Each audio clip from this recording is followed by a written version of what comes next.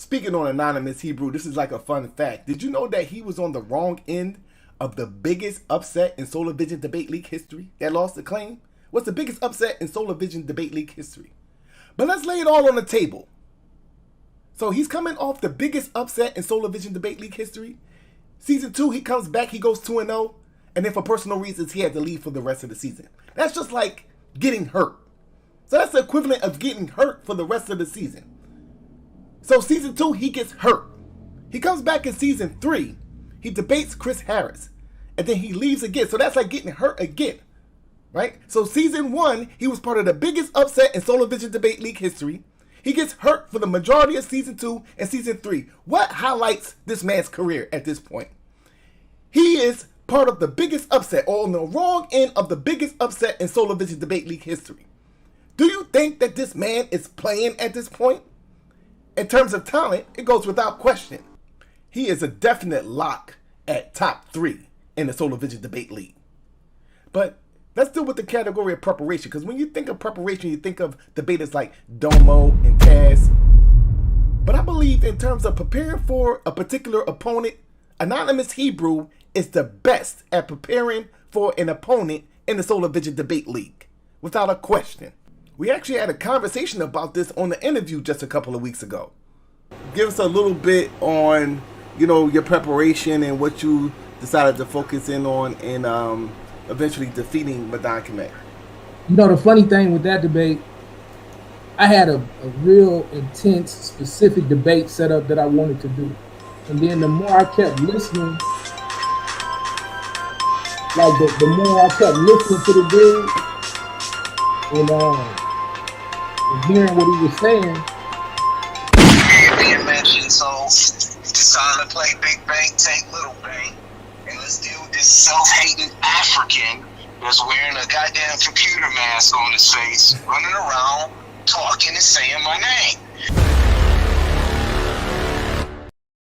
Now, let the truth be known, let the record be heard, and I hope I can be heard real loud on his interview, okay?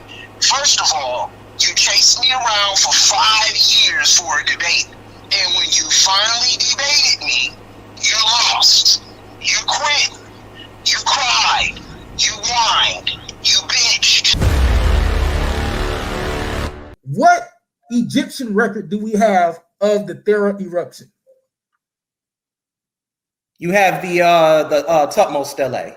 The Amos Stele. Exactly, the Amos Stele, right? Yeah. So if that's when you're dating everything that happened, you're saying that's when the Santorini eruption happened, right? Right? Why do we clearly see that the Minoan palace wasn't destroyed until 1450?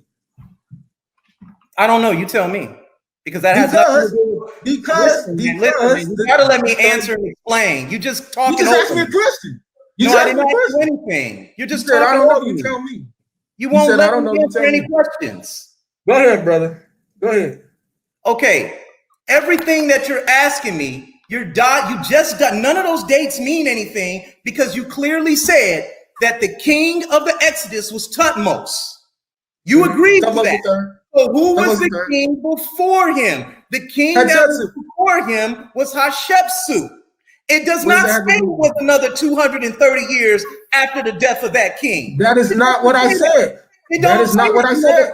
That is not what I said. Now you're shoehorning, right? Listen. I'm not shoehorning anything. You've been doing it all night. Look, you clearly can't even keep up with the timeline. You're not qualified to. You're not on the timeline. Against the topic and the judges. You're going against the topic and the judges. Let me say this. That's it. I think it's my episode, so I think I got a little bit to talk. I've been cool. I'm accepting it. Go ahead, bro. My nigga, I got a 112 in the debate that I clearly should at least got a 116, 117. I ain't trying to hear that moral victory shit, bro.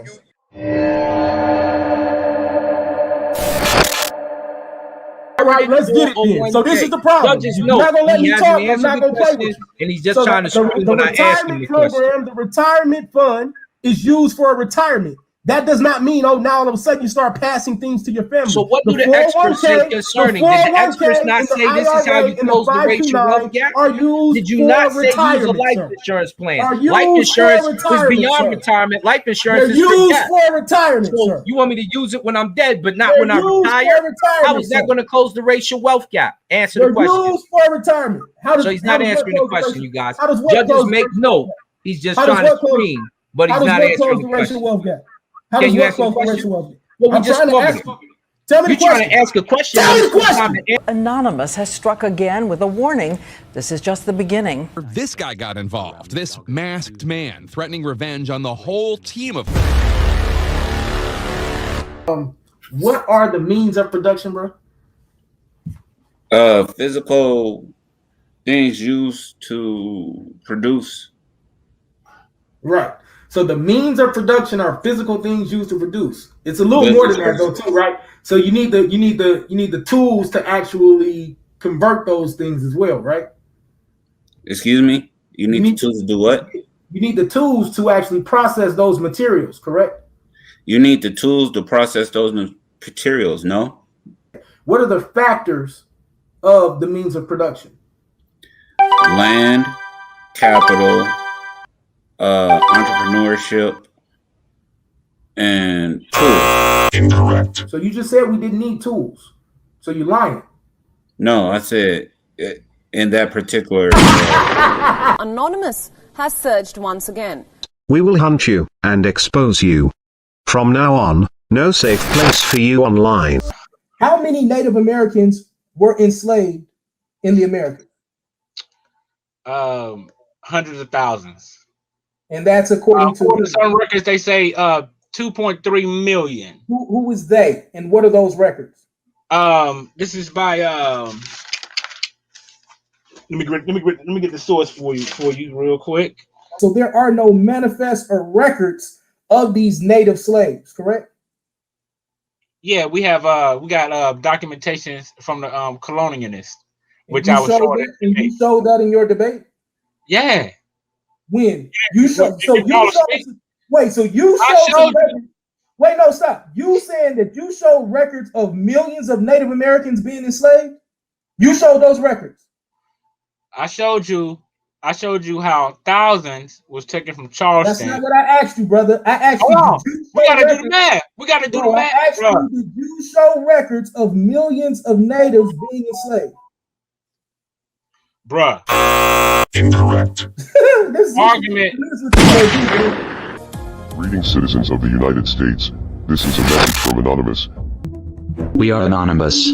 We are Legion. We do not forgive. We do not forget. Expect us. We are Anonymous. Over the years, we have been watching you. You have nowhere to hide, because we are everywhere. This is only the beginning.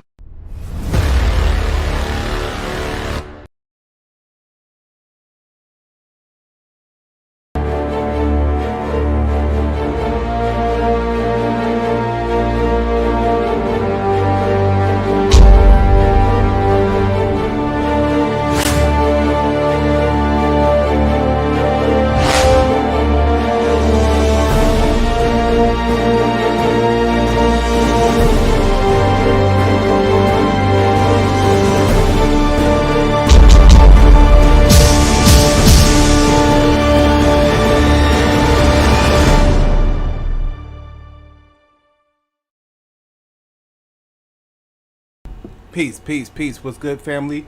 This is your boy Solarmind, and I am here live. So when you come in the building, hit the like button. When you come in the building.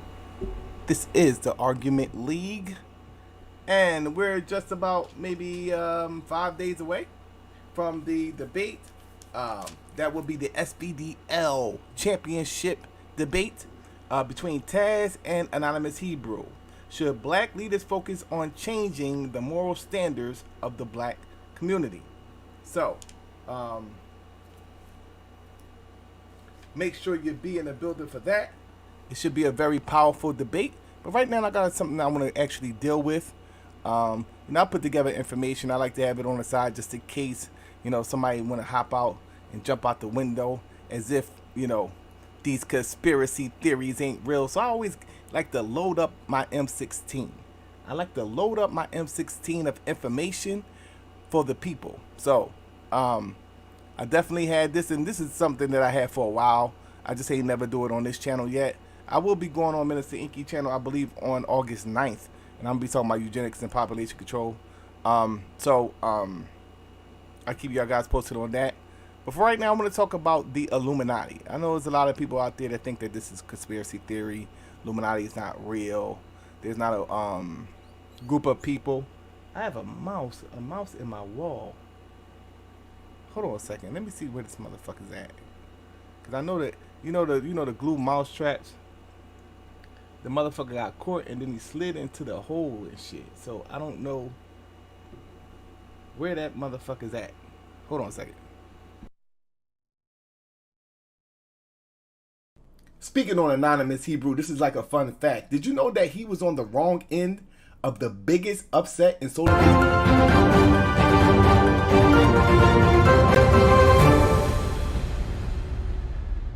This just in, according to reliable sources, Asar M. has come down with flu-like symptoms.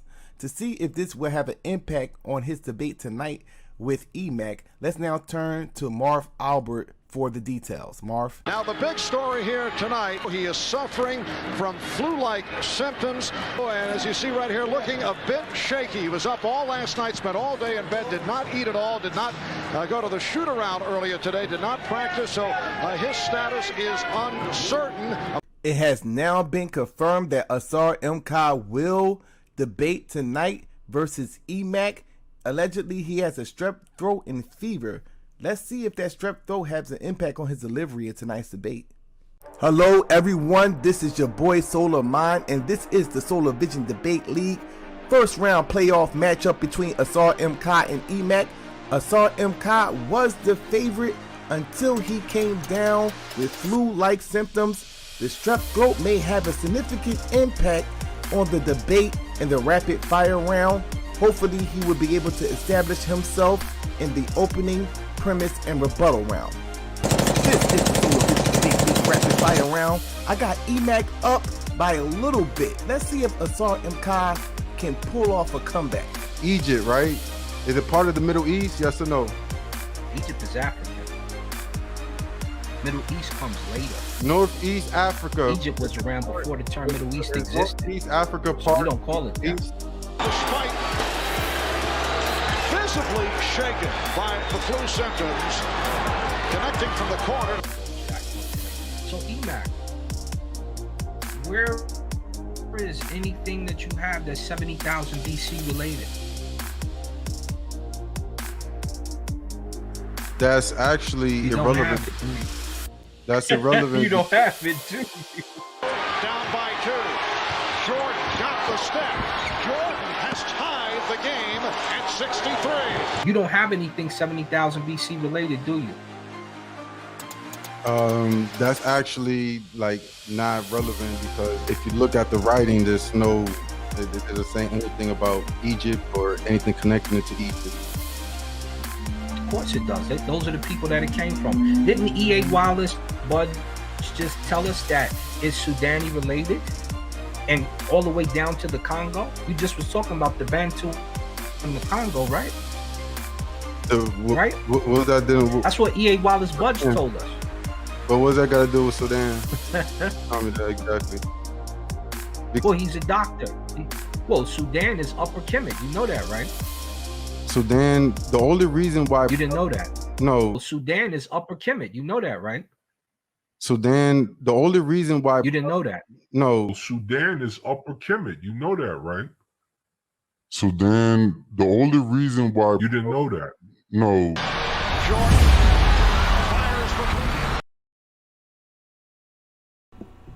All right. My bad. We actually, where my camera at? Can I cut my camera on?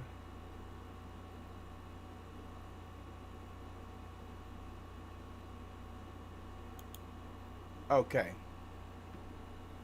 We actually caught the little motherfucker. We caught the little motherfucker on a mousetrap. I gotta throw this motherfucker away. So give me 1 second. That motherfucker was getting on my nerves squealing. Let's find that motherfucker. Finally hit that motherfucking trap. Let's throw this motherfucker away.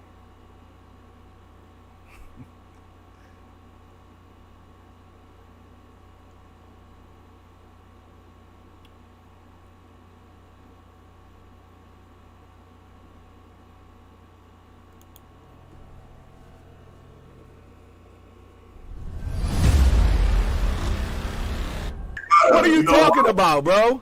He connected with millions of people, bro. You think that this was just some like he connected with millions of people? You think that this was something that you, bro? You do not know nothing about organization, bro. It's clear you have absolutely no knowledge of how to organize anything. I know since he took her, it ain't working, bro. Can you please answer the question, bro? Can you please answer the question? He united millions of people. He started businesses. His organization clearly was infiltrated from within. He united your mind. Was his organization not infiltrated from within? Yes or no? He couldn't even stay united. Was his organization infiltrated from within? Yes or no? He couldn't even stay united. He don't want to answer the question. You know why? Because he's a goddamn liar. So how is Marcus Garvey getting paid? That's not the debate, is it? I'm asking you a question. How is Marcus Garvey getting paid? How is Marcus Garvey getting paid? How was he getting paid? How was he getting his money? From black people believing they're going to go back to Africa, sending it to him and didn't go nowhere.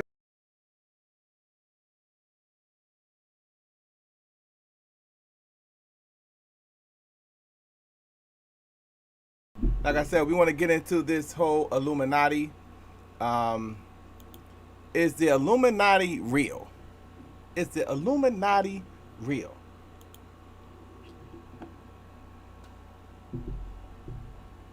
Yeah. Well. So, yeah, I got that little motherfucker. I got him. He's dead now and in the trash. All right, so is the Illuminati real? Does the Illuminati exist? Let me see if everything's good on this end. I know there's a lot of people that think it's a conspiracy theory. That's what they call it, conspiracy theory. They don't think that the Illuminati is real. And that is partly because how it is presented to you on, social media, YouTube, via YouTube, or if you Google some things, they make it look like it's the craziest thing in the world. But when you really unravel this thing, it makes common sense. It's not that really hard to conceptualize the reality that is a group of people, or there's a group of people that actually set in motion what dictates what you watch, what you wear, what you eat, and how you view the world.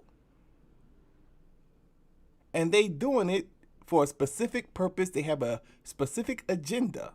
So this is the type of stuff I deal with. Now, a person could talk about, for example, 401k. They could talk about, getting your shit right and your money right and all that is all good. And I'll take the advice. A lot of people know that I take that advice and I have used it and it has worked for me personally. But I like to get down to the nitty gritty. If we're talking about white supremacy, if we're talking about who controls the world, I want to know how they're doing it. I want to know who started this, who put this in motion. When you're looking at them, they're telling you now to get the vaccination, and I don't want to deal with it too much on the argument league. But I got these videos of Anthony Fauci, man. I could play those videos because those videos is public information. It is not like they was like actually hiding this stuff, You just can't state your opinion on the video, I guess. So, with that being said, the Illuminati, is it real? See, y'all like to, be comfortable. These are certain things that the Illuminati put out there to make you comfortable. Whether it's, working, and even, when I love, and everybody and all the people that is, you know, taking care of their business, shout out to them. I'm not trying to discourage you from not doing those things. But in terms of, you know, understanding the bigger picture, see, we are intellectuals. This is black intelligentsia. And I'm not, you know, taking the name from the people who actually coined the phrase, but I'm just saying that this is where black men intellectualize what's going on around us. Because we don't really have that nowadays. The so-called conscious community has become like a fucking, like a TMZ and shit. Like, you know what I'm saying? There's really no conscious information. You know? We gotta go back to the conscious information. You got these certain channels out here, they want to sit back and they want to gossip. And, you know, and you talking to a motherfucker that was one of the best at doing that type of shit, you know? And that's why I gracefully bowed out of that arena, you know? Because ultimately, you know, niggas like, you know, side nigga over there and, you know what I'm saying? You know, it's a big publicity stunt. You know, it's nothing that is going to be tangible, or it's nothing that's going to be dealing with what is plaguing us at this day and time. You know? You know? It's really TMN. Too many niggas talking about shit that ain't relevant. Here you have it. They're trying to force you to get this damn vaccination. They're trying to force you to get this vaccination. And you're going to see, oh, this new strain. Didn't I predict it?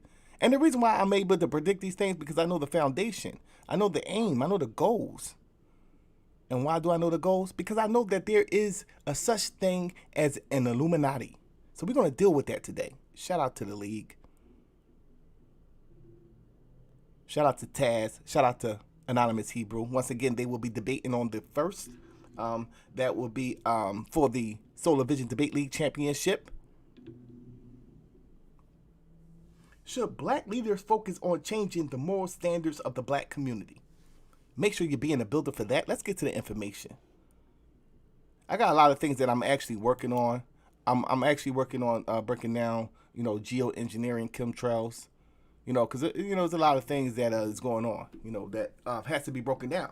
And the arena's open, and I'm glad, okay, well, the arena's open, so I'm going to take that position of actually breaking down. Because, I mean, you got certain channels that, you know, they deal with, like, stuff like, you know, and this is not a shot, but this is just his genre, like Sanchez. He does with, like, the flat earth and all that, you know what I'm saying? And he gets into a lot of esoteric information, and which is all good. But who is actually breaking down what's going on at this day and time? Who is actually going into the information that they deem conspiratorial? This is not a conspiracy theory. There is a group of people that controls the world. You don't want to believe that. Why? Because that's messing up your comfortability. Because if you actually take that in and actually accept that reality, that would change how you function on a daily basis. You will understand the severity of the situation that you're in. And you don't want to do that. So what you'd rather do is you'd rather take the blue pill. I'm here to red pill you niggas today. Oh, yes. And I'm going to break it down because that's one thing that I do have that is a talent. I can make it simplistic. I'm not going to use big words. I'm not going to, you know, because my vocabulary is limited itself. But I'm not going to, you know, use terms that you're not familiar with. I'm going to speak the language of the people. Yes, I'm going to speak the language of the people and break this thing down step by step so you can have a basic understanding of what the Illuminati is.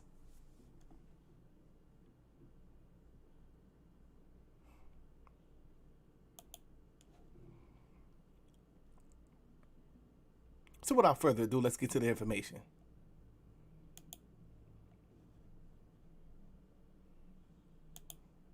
All right.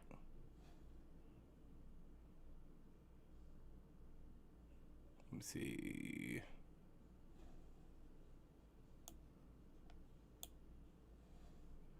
See if you could be able to see this.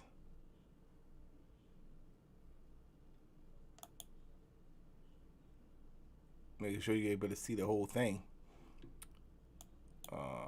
So let me go ahead and slide this thing over just a little bit, so you guys could be able to see everything.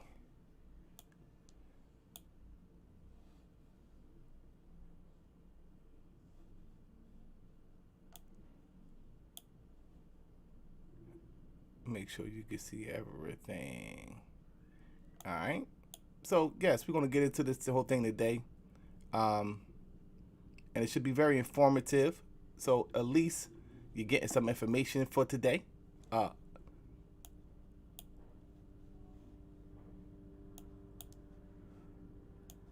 say the least. All right. So okay, it looks like you got enough. Okay, so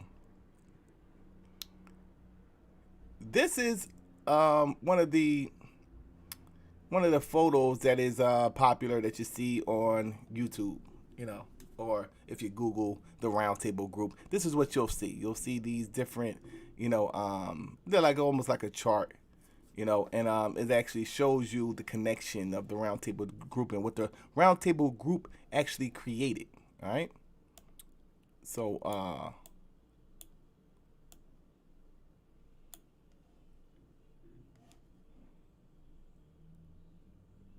okay, cool. Let me take it in just a little bit. Make sure you're getting the whole deal. All right. So all right. So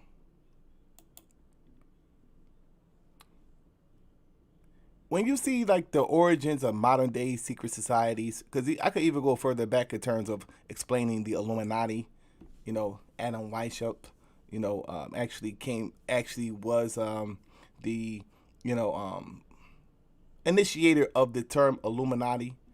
But there's always been secret groups of people, you know, they just had different names. But in terms of the actual name, Adam Weishaupt, you know, he would actually create the name and in Bavaria, Germany. And according to what they'll say, maybe on Wikipedia or, you know, any site that has the basic information that will give you just a foundational understanding of what the Illuminati is, they'll say that it was eventually disbanded once, you know, the German government began to find out what exactly they were trying to do. But see, that's not the full story. But I'll deal with that on a later date.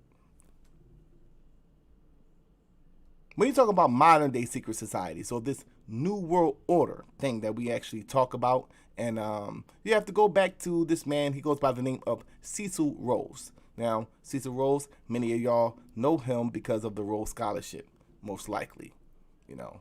And we know that he actually was prime minister in South Africa, Cape Colony, from 1890 to 1896.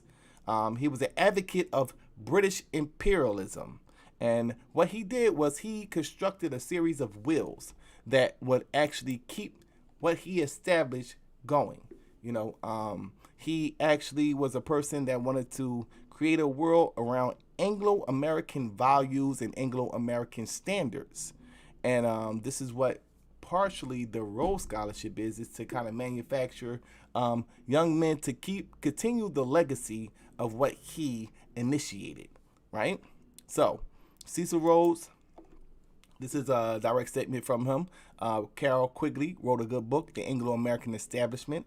It says, Rhodes in 5 previous wills left his fortune to form a secret society which was to devote itself to the preservation and expansion of the British Empire. Okay, so we're talking about now British imperialism, right? So once again, another quote, he says, the establishment, promotion, and development of a secret society, the true aim and objective whereof shall be the extension of British rule throughout the world. I could end the string right now. You know, secret society for world government. That's what the Illuminati is. That's what they wanted to establish, you know, and that's what he is saying that he wanted to actually fund with his wills. And this is a very rich man. You talk about Rhodes, you're talking about them actually controlling mineral resources such as diamonds in South Africa, Rhodesia, That's where it was named after him. They changed it, I believe, to Zimbabwe. But yeah, Rhodesia was named after him. He's a colonizer. And then you can see all these things established from individuals like him, colonizers, people that wanted to take the mineral resources out of Africa to go and now parlay it into a great empire. This is what the idea was for the European. They came up with different concepts to facilitate or to justify their encroaching on indigenous peoples the world over. The white man's burden, the white right, the dying race theory, the theory of natural selection. You don't understand that everything is predicated around him remaining in power. So we call this a Eurocentric intellectual universe. This is designed specifically to maintain European rule over the planet. And we say, well, European rule, we had a black president. So you don't understand the layers of how white supremacy works, you know? And we're talking about a very few people at the top. This is what we're talking about. And they want to maintain this supremacy over the planet. They just so happen to be white. Now, even if it means sacrificing some regular white people, then they are willing to do that. So what you're seeing in America is them disrupting national sovereignty. They know that they convinced the white man, the regular white man, the middle class, and the poor white man. They convinced them very well of white supremacy. They have fooled them into believing that they were superior over other races. They no longer need the white man. They have now convinced the indigenous people, the black man, the Mexican, the Puerto Rican, the Indian, you know, the black man. They have convinced us that America is sweet as apple pie. Yes, so you come over here and you want to integrate in with the beast. So he has you now fighting in his military. He no longer needs the white man no more. As a matter of fact, the white man has become problematic because he begins to demand so much. You know? And they're against this new world order scheme that they're trying to pull off. So what they're going to do? They're going to destroy the middle class. They're going to destroy the poor whites and their understanding of what white supremacy is. I heard talks about them now trying to rewrite the history books. And this is what they always did. And you people wonder why y'all don't understand people like Brother Lance. Because he got the old documentation. You see him right now. The older you get, the more you know that the white man is a goddamn liar. Yes, he's a goddamn liar. He changes history every 25 years. So you're no longer a slave now, you're an indentured servant. This is what he's saying. This is what he's saying. And he's changing history right before your eyes.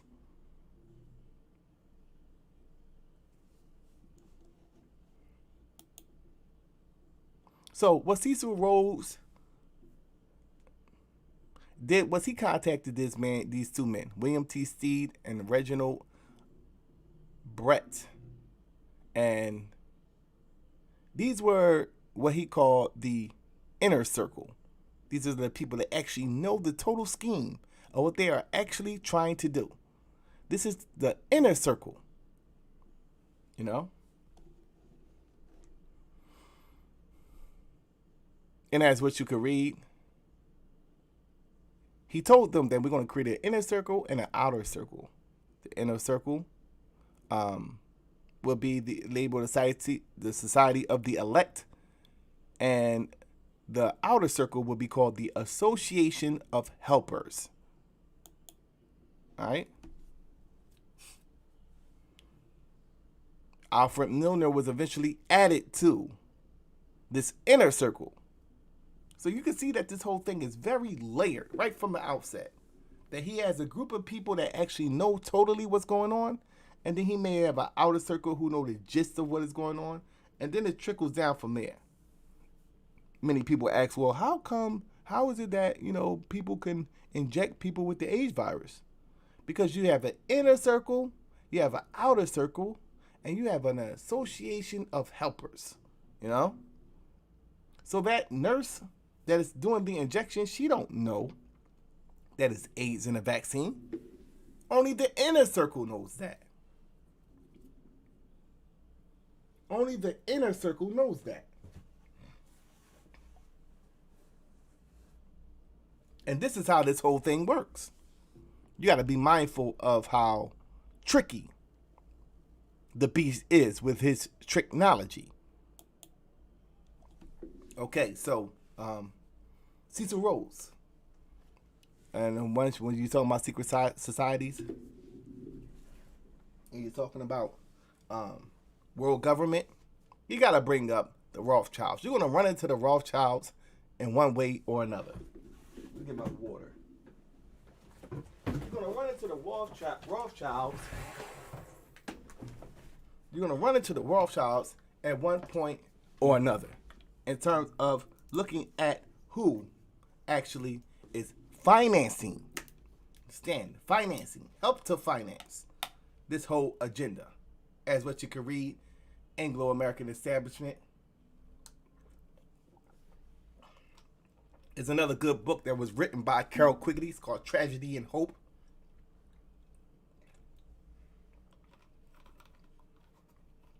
So,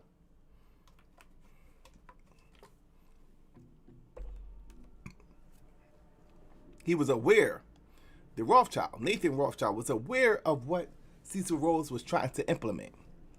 And he actually had a conversation with him about, this secret society.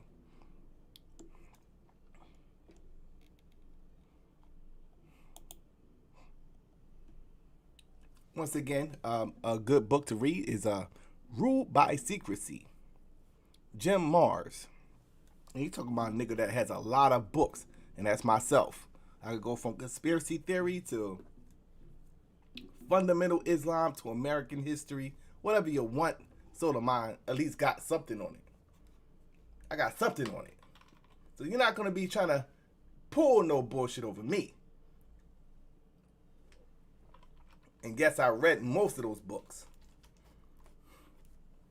Some books I have just for reference. But I read most of those books. It says, according to Coleman, Rhodes' first roundtable group was established in South Africa with funding from the British Rothschild family to train business leaders loyal to Britain in ways to maintain control over that country's wealth. And he's talking about South Africa. Colonialism. This is the goal of Cecil Rhodes, the extension of British rule throughout the world, the perfecting of a system of immigration from the United Kingdom and of colonization by British subjects, all lands wherein the means of livelihood are attainable by energy, labor, and enterprise, the ultimate recovery of the United States of America as an integral part of a British empire. So that's, once again, the Anglo-American Establishment.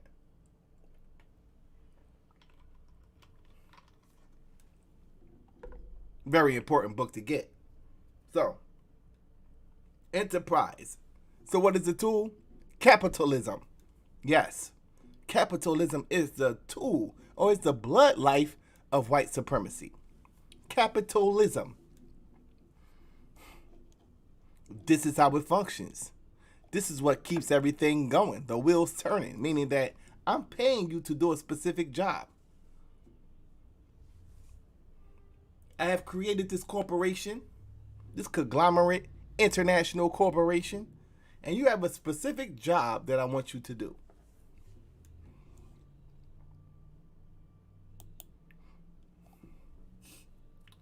This secret society has been called by many names. It was initially named after Cecil Rhodes, the Secret Society of Cecil Rhodes. See, ultimately, you don't really know what they call it. But a lot of whistleblowers, they begin to see these meetings. No different than the Bilderberg meeting. He said the Bilderbergers.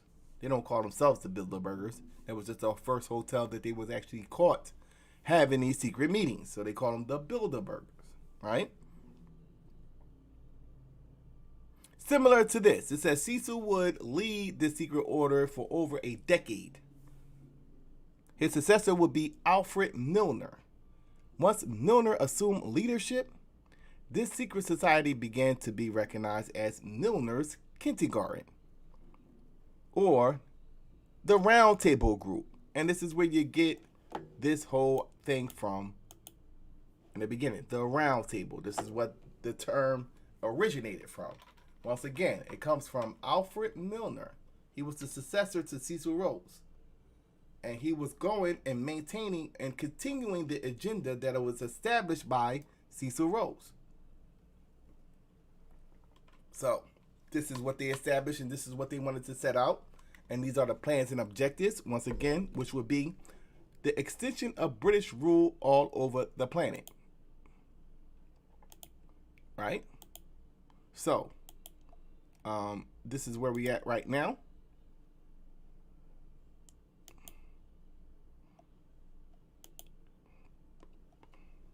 It says, once Milner assumed leadership, this secret society began to be recognized as Milner's Kindergarten, or the Round Table Group.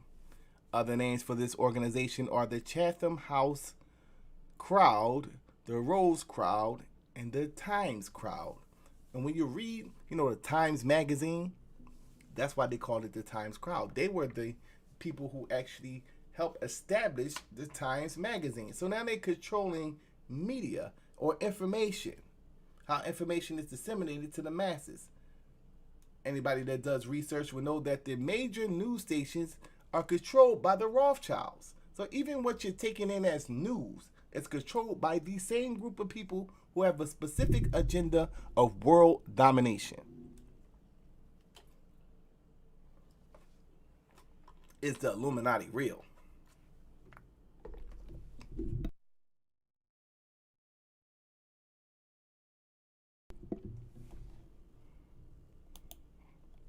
Okay, this is a little bit of information on some of the things that they actually accomplish once they begin to set out their agenda.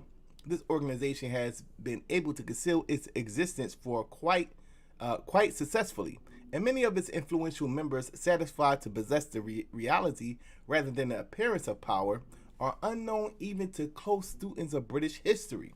This is more surprising when we learn that one of the chief methods by which this group has worked has been through propaganda. It plotted the James Raid of 1895. It caused the Boer War of 1899 to 1902. It set up and controls the Rhodes Trust. It created the Union of South Africa in 1906 to 1910. It established the South African periodical, The State, in 1908. It founded the British periodical, The Round Table, in 1910, and this remains the mouthpiece of the group. It has been the most powerful single influence in All Souls Balian of the new colleges at Oxford for more than a generation. It has controlled the Times for more than 50 years, with the exception of 3 years from 1919 to 1922. It publicized the idea of and the name British Commonwealth of Nations.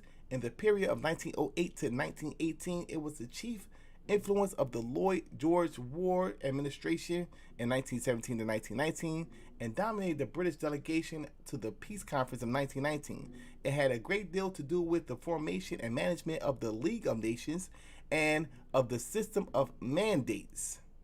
It founded the Royal Institute of International Affairs and still controls it.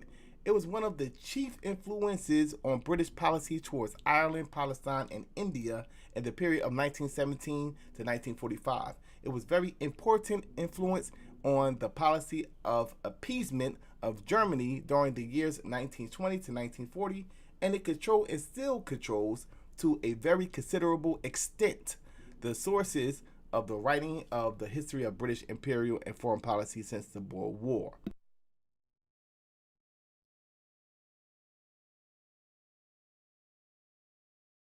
So this is how it looks here. Once again, you guys see this on the internet all the time and you think, okay, well, how is this possible?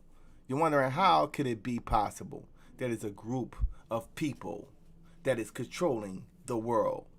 As you can see, these organizations and these corporations and these organizations and these secret groups of communication serve as the foundation of what shapes the thought and the minds of the masses, especially in the Western world. And as what you can see here, bodies like the U.S. Council on Foreign Relations, the British Royal Institute for International Affairs, commonly known as Chatham House. So Chatham House became the British Royal Institute of International Affairs.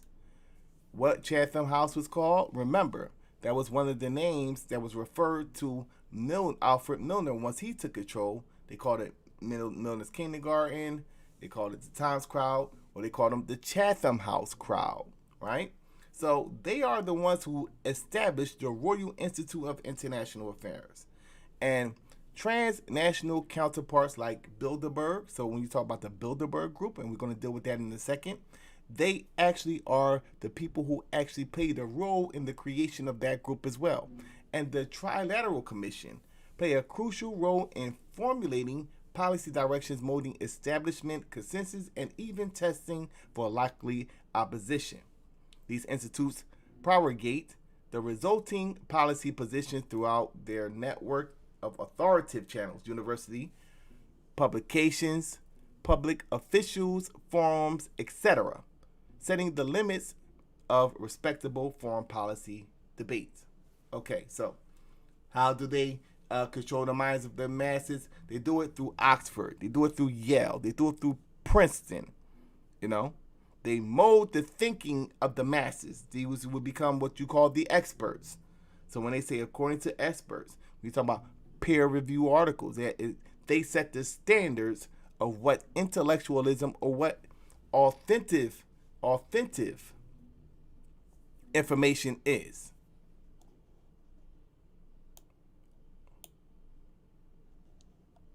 It says, leading the creation of the Royal Institute of International Affairs was Lionel Curtis, a veteran of South Africa's Boer War, who became secretary to Sir Alfred Milner. Remember, Alfred Milner was the one who was the successor to Cecil Rhodes and established Milner's Kindergarten, which they eventually called Chatham House Crowd.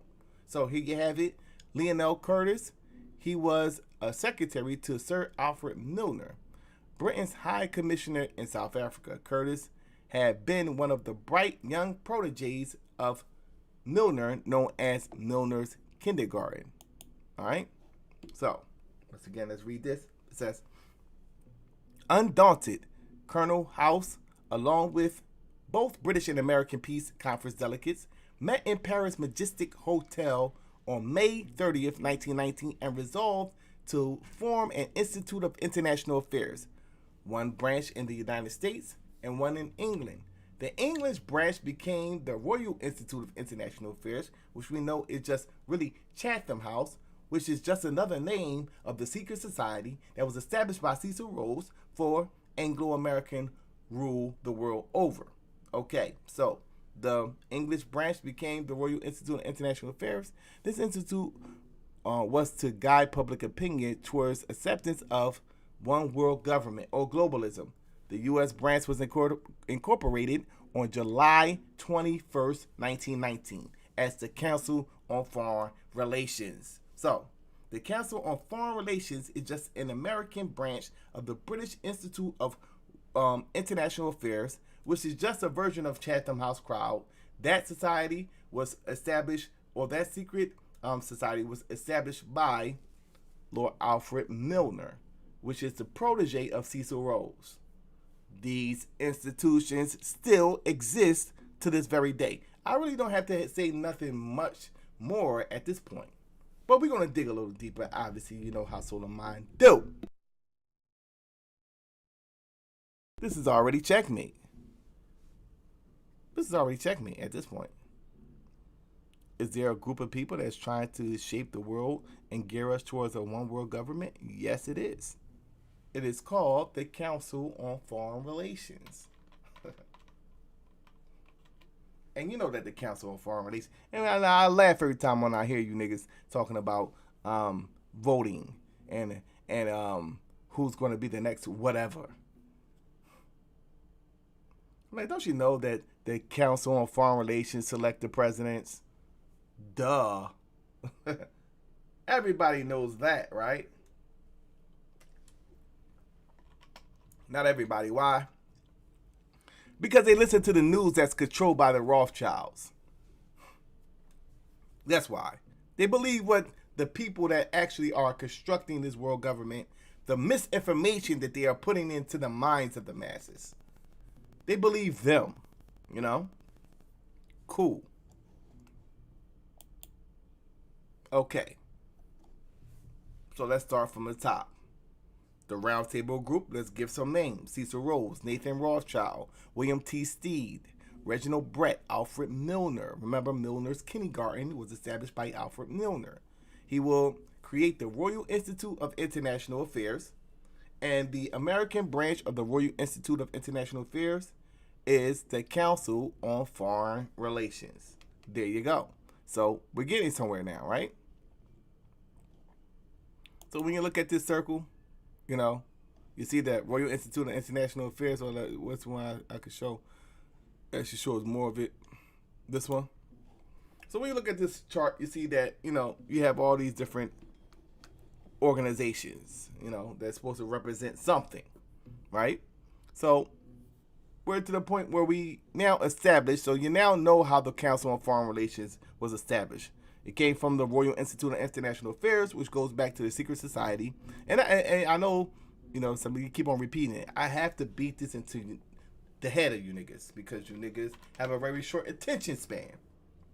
So I gotta keep on repeating myself over and over again until you get it into your minds. Because a lot of you niggas only can learn through what they call rope learning.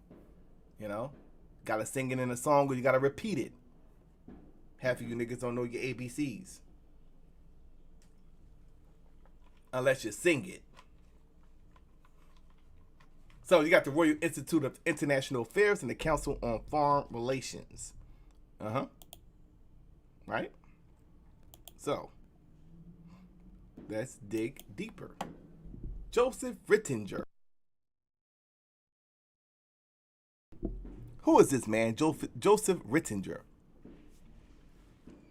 It says, it was in a meeting with the members of the Royal Institute of International Affairs. So now this secret society that there was actually constructed by Chatham House crowd, which is nothing but Milner's kindergarten, right? You have this man by Joseph Rittinger. He comes into the mix and he has ideas of uniting Europe through the Independent League of Economic Cooperation. You know, he gets in contact with different philanthropists and the aristocracy that exists within America at the time, which would be Averell Harriman, the Rockefellers, etc. You know, he would actually contact these people, right? This is after this Chatham House meeting. And he actually would arrange a trip to the United States to have a discussion with these individuals, right? This is a statement that was made. It says, I found in America, by Joseph Rittinger, he states, I found in America a unanimous approval for our ideas among financiers, businessmen, and politicians. Leftingwell, senior partner in J.P. Morgan's bank,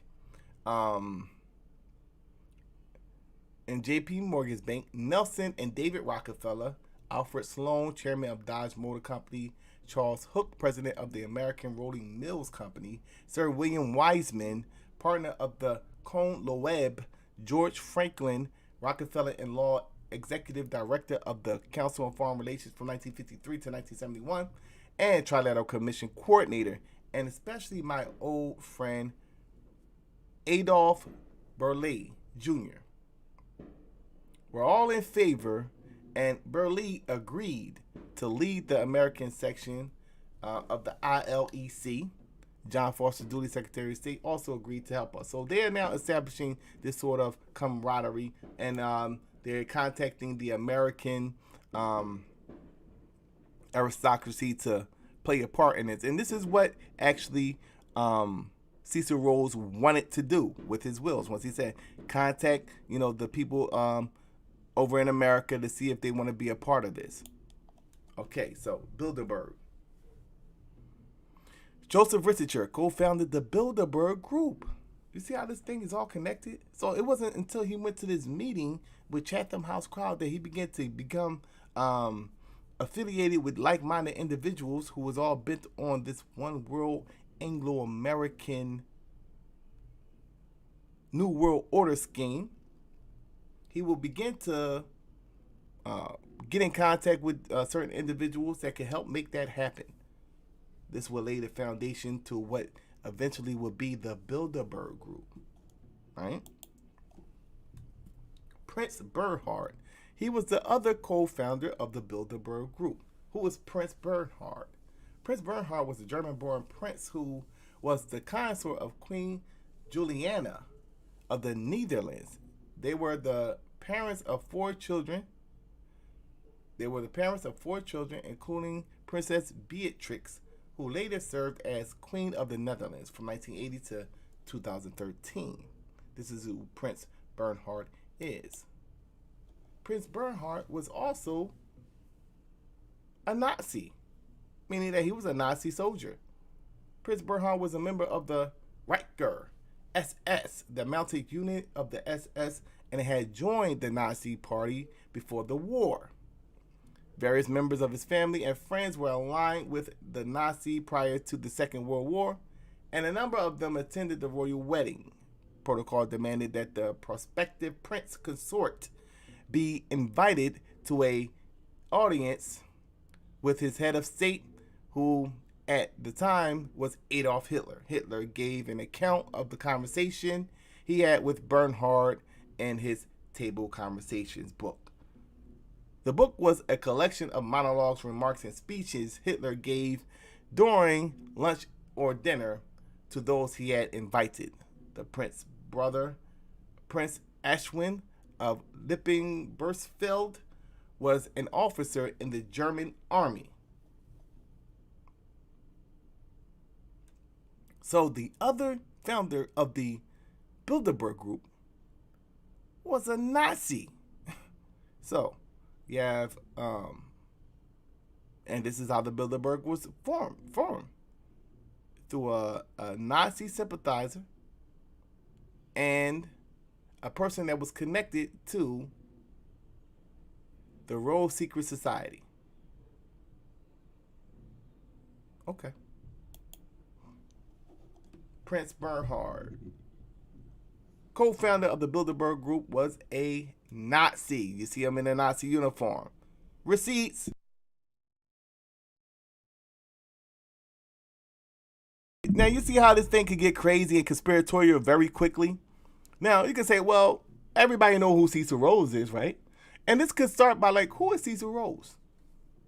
Just a simple question. Who is Cecil Rhodes? I hear Cecil Rhodes, Rhodes Scholarship, and Rhodes and then Rhodesia, and okay, who is Cecil Rhodes? And it could lead you down this rabbit hole to the point now. This is conspiratorial lane. Now we're diving into the depths of conspiratorial. But you can see, I got receipts. This is nothing that is conspiratorial. This is really history. See, though, they don't really want to tell you real history in the school books. They indoctrinate you with false information. And then you now want to come on and spew your madness to Solarmind. And I'm looking at you, and what I do, I laugh at you niggas.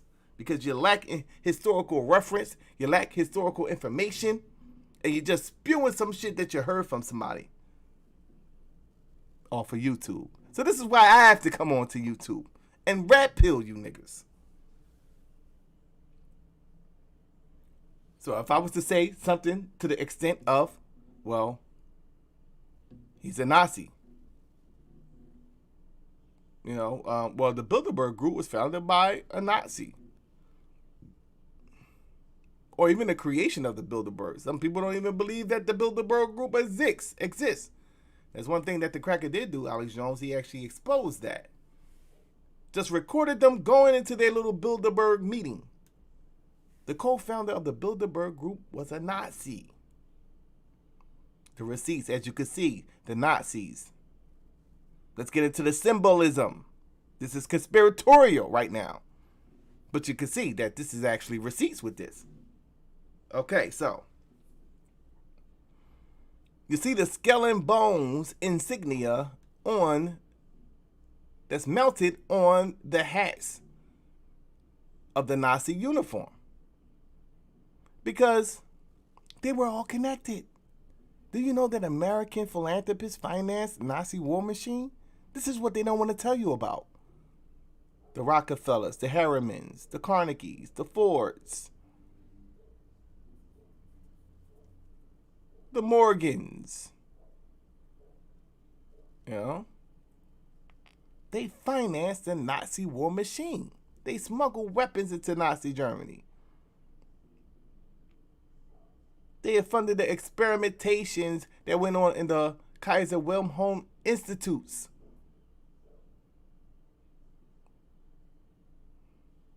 Skull and Bones was just an American branch of the German Thule Society.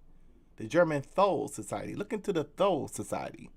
That set the foundation for the religious or the occultist aspect of Nazi Germany. Many people don't know that Nazi Germany had an occult aspect to it.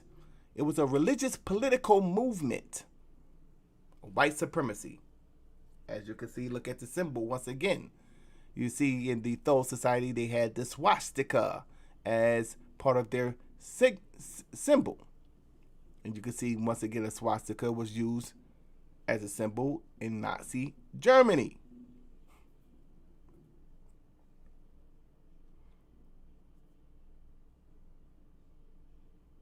Skull and Bones was just an American branch of the German Thule Society. Read about the Thule Society. It was a good book. Secret Societies, How They Affected Our Lives, and I brought this book for this specific statement or what she talks about pertaining to the Skull and Bones. She says there were a couple of bedrooms, and this is her actually giving an account of when they actually snuck into the Skull and Bones facility that's located at Yale University. Remember, this is what Cecil Rhodes set out to do. We're going to use the universities as the think tank of getting the best minds to come up with strategies to actually push the envelope for a one world government, right?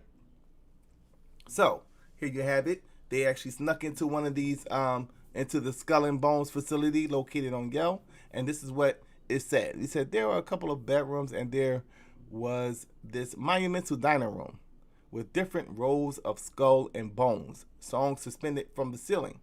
The most shocking thing, and I say this because I don't think it is sort of important. I mean, President Bush does belong to Skull and Bones. Everyone knows that there is like a Nazi shrine inside. One room on the side, on the second floor, has a bunch of swastikas, kind of a SS macho Nazi iconography, right? Because this was part of their religion, their occultist religion. Read Madame Blavatsky, you know, The Secret Doctrine by Madame Blavatsky. And she talks about the root races, and her theory is that, you know, society falls through miscegenation, intermixing, you know. So you had the root races of Lance and Lemuria. I think she used the Greeks as one of the races, and then the last races was the Aryan, you know. And this serves as the foundation of some of the thoughts that originated in Nazi Germany, that began to develop, should I say, in Nazi Germany. So let's take this a step forward. Now we see that the Bilderberg Group is also connected to this Roundtable Group. Is a reason why they call it the Roundtable Group, because you got a lot of organizations developing from the Roundtable Group. The Bilderbergs was one of them, as what I already broke down, so you should have an understanding of how this whole thing works. Is this a conspiracy theory, or is this just history? Conspiracy theory or history? Which one is it? Okay, the Club of Rome. Let's deal with the Club of Rome. Founded in 1968 at Academia in Rome, Italy, the Club of Rome consists of current and former heads of state, UN bureaucrats, high-level politicians, and government officials diplomats, scientists, economists, and business leaders from around the globe. The Club of Rome conducts research and hosts debates, conferences, lectures, high-level meetings, and events. The club also publishes a limited number of peer-reviewed, I know y'all love that peer-reviewed shit, huh? Okay, peer-reviewed reports to the Club of Rome, the most famous of which is The Limits to Growth. The Club of Rome's mission is to promote understanding of the global challenges facing humanity and to propose solutions through scientific analysis, communication, and advocacy. The Limits to Growth. And I actually got this off the actual Club of Rome website. So you can actually check this out on the Club of Rome website. Okay. Now, let's dig a little deeper. This man goes by the name of Robert Malthus. And in 1789, he wrote a series of essays called The Principles of Population as it affects the future improvement of society. So, he has a theory. The theory suggests that, the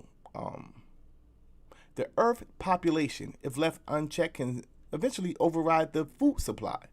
So the Earth had to regulate itself through famine, disease, and war. This is his theory. Malthus, Robert Malthus, and the Malthusian catastrophe will be just that. Too many people on the planet. So when you hear somebody say the Malthusianist, this is what they're talking about. It's a form of population control. They would actually use the works of this man, and you should read about Robert Malthus because it sets the foundation to what we today call population control. And this is part of the New World Order. That's one of the things that they want to implement. They want to limit the world's population, not just by a little, but by almost 90% actually. You can read that on the Georgia Guidestones, and you can read that in the works of the Club of Rome. They believe ultimately that the problem with the earth is people. So let's make a comparison just for the people who are still unaware as to what exactly I'm trying to show you. It says, Malthus observes that an increase in a nation's food production improved the well-being of the populace, but the improvement was temporary because it led to population growth, which in turn restored the original per capita production level. In other words, humans had a propensity to utilize abundance for population growth rather than for maintaining a high standard of living, a view that has become known as the Malthusian trap or the Malthusian specter. Populations had a tendency to grow until the lower class suffered hardship, a greater susceptibility to famine, disease, a view that is sometimes referred to as the Malthusian catastrophe. Malthus saw population growth as being inevitable whenever conditions improve, thereby precluding real progress towards a utopian society. That's what the ultimate goal is. So this is why this plays an intricate part in what they call the New World Order. Because the New World Order, they want a utopian society. All right. So what is one of the things that is stagnating this utopian society? It's too many people on the planet. The power of population is indefinitely greater than the power in the earth to produce sustenance for man. What does that mean? The power of population is indefinitely greater than the power in the earth to produce sustenance. Meaning that the population growth is a bigger issue or more potent than the power for the earth to produce food. Now let's read the works of the Club of Rome. Same philosophy, just different terminology. Understand what you're dealing with.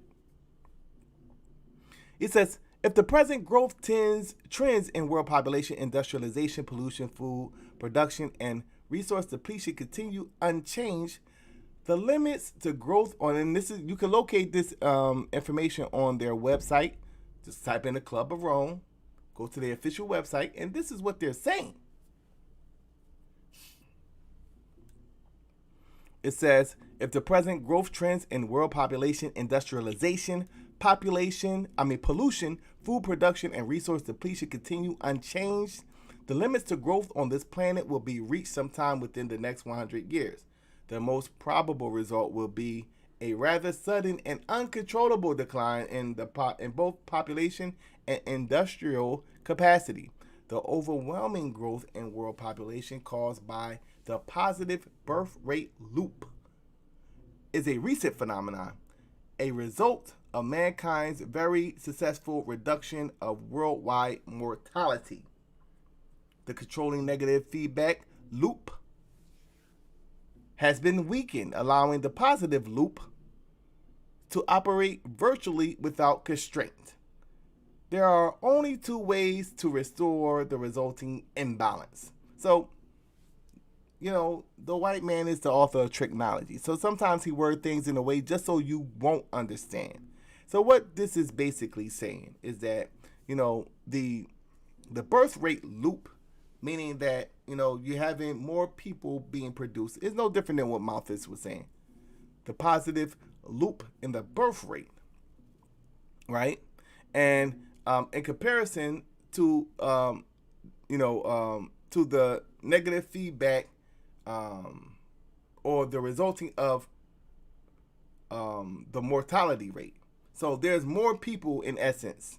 There's more people being born than there are dying. This is what they're saying, which is going to increase the population. This is what they're saying. So this is what the loop thing is about. This is what they're saying. There's more people being born than there is dying. All right? So it says there are only two ways to restore the resulting imbalance, because they're saying this is an imbalance. Either the birth rate must be brought down to equal the new lower death rate, or the death rate must rise again. So this is what they're complaining. This is what they had to choose from. Okay, let's, because with technology, industrialization, etc., people tend to live longer nowadays. This is what the theory suggests. And that, the amount of people dying is not equal than the people that are being born. In fact, more people are being born than there is dying, right? Once again, this is what they're talking about with the loop, right? So, there are two ways to solve that problem. Either the birth rate must be brought down, birth control, population control, sterilization, right? Or the death rate must rise again. The vaccination. So, this is some of the goals of these people, and you want to take some medicine from these people? You don't want to believe that they're putting shit into the atmosphere to lower the birth rates when that's their overall agenda? They're clearly telling you that this is one of the aspects of their agenda. It's to lower the population. You're not going to eat their food.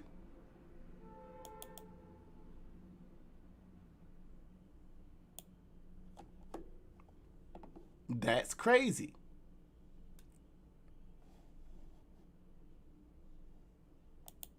Let me see how y'all doing real quick. What's good with the family? What's good with the family? You know what I'm saying?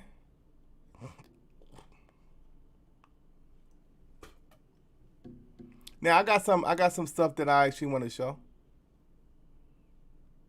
I do got some things because I gotta bring y'all home in with geoengineering. I got some things that I'm doing right now with geoengineering that will be chemtrails, etc. Because they try to separate the two, geoengineering and chemtrails. They're trying to separate the two, but it's the same thing, right? And I'm breaking down this the vaccine shit too. Breaking that down too as well. So be on the lookout for those things. Shout out to the Argument League. Let's get back to this information. Y'all good? Okay. Y'all good. Y'all good.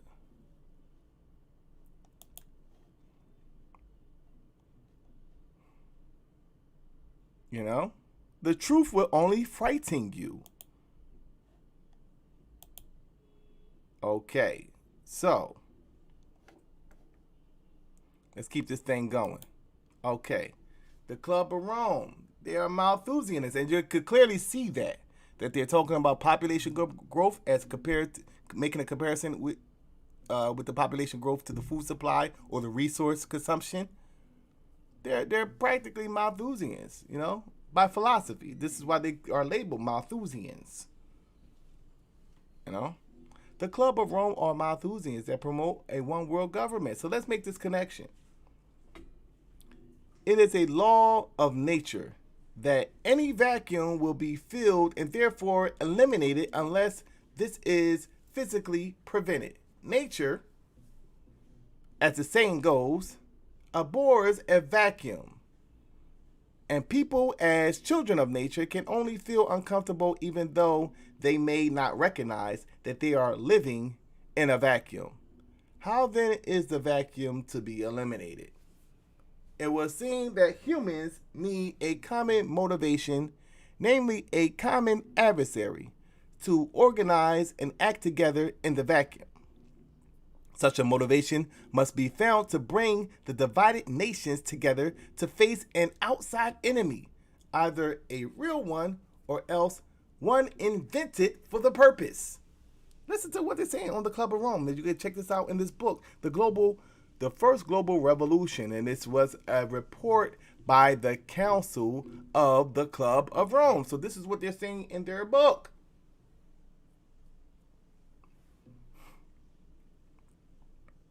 New enemies therefore have to be identified, new strategies imagined, new weapons devised.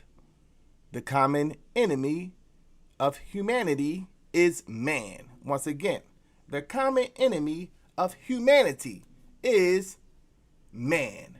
What is man? That is you. That is me. That is anybody that is a human on the planet. So the common enemy will be yourself. You are the problem. In searching for a new enemy to unite us, we came up with the idea that pollution, the threat of global warming, water shortages, famine, and the like will fit the bill. All these dangers are caused by human intervention, and it is only through changed attitudes and behavior that they can be overcome. The real enemy then is humanity itself.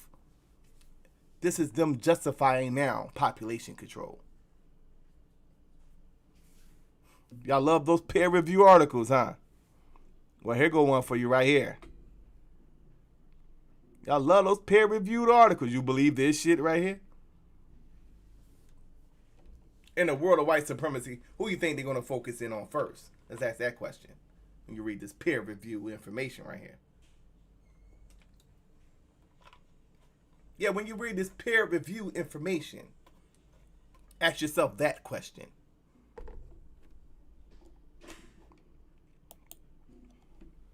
The Club of Rome. Once again, I'm Malthusians, and this is more information on the Club of Rome can be found in this book, as what you can see right here on the side. I'm very thorough with this stuff. You don't play. I don't play when it comes to this breaking down. And this is what y'all call conspiracy theory. You see how thorough I am with this whole thing? All praise to the Most High.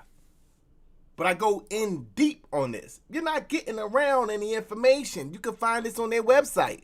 Is this a conspiracy theory? The old democracies have functioned reasonably well over the last 200 years, but they appear now to be in a phase of complacent stagnation, with little evidence of real leadership and innovation.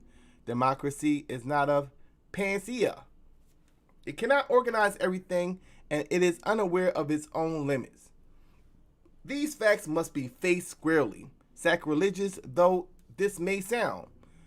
Democracy is no longer well suited for the task ahead. The complexity and the technical nature of many of today's problems do not always allow elected representatives to make competent decisions at the right time. This is what they're saying. the members of the Club of Rome.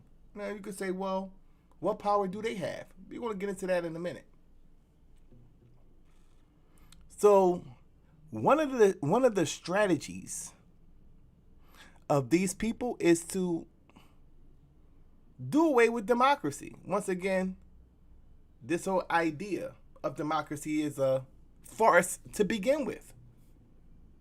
They're not going to rely on a bunch of idiots to vote for who's going to control the largest military power on the planet. Just that rational, common sense thought should tell you that it has to be a group of people behind the scenes controlling this shit. You think they're going to let, Redneck Bill and your dumb ass elect the person that's going to run the most powerful nation on the planet? So what they got to do? They got to give you the illusion that you're voting. Make them think that they're voting for them. Make them think that they're voting for them. That would be what a smart motherfucker would do.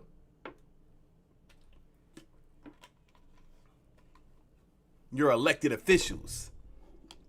This is to all you motherfuckers that want to,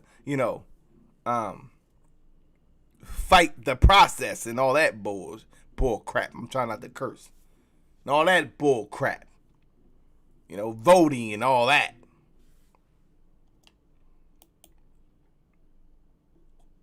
Okay. Here we go. Let's get to it. Here are some quotes from members of the Club of Rome. It says, modern industrial civilization is fast outstripping the Earth's natural, regenerative, and life-supporting capacity. That's a Malthusian statement right there. Another statement from the Club of Rome.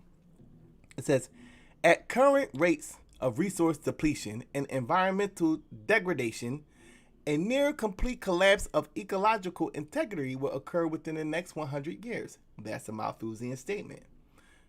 Gaia, or our mother, who nurtured humanity for countless millennia within her womb of evolution, is dying. This is what they're saying.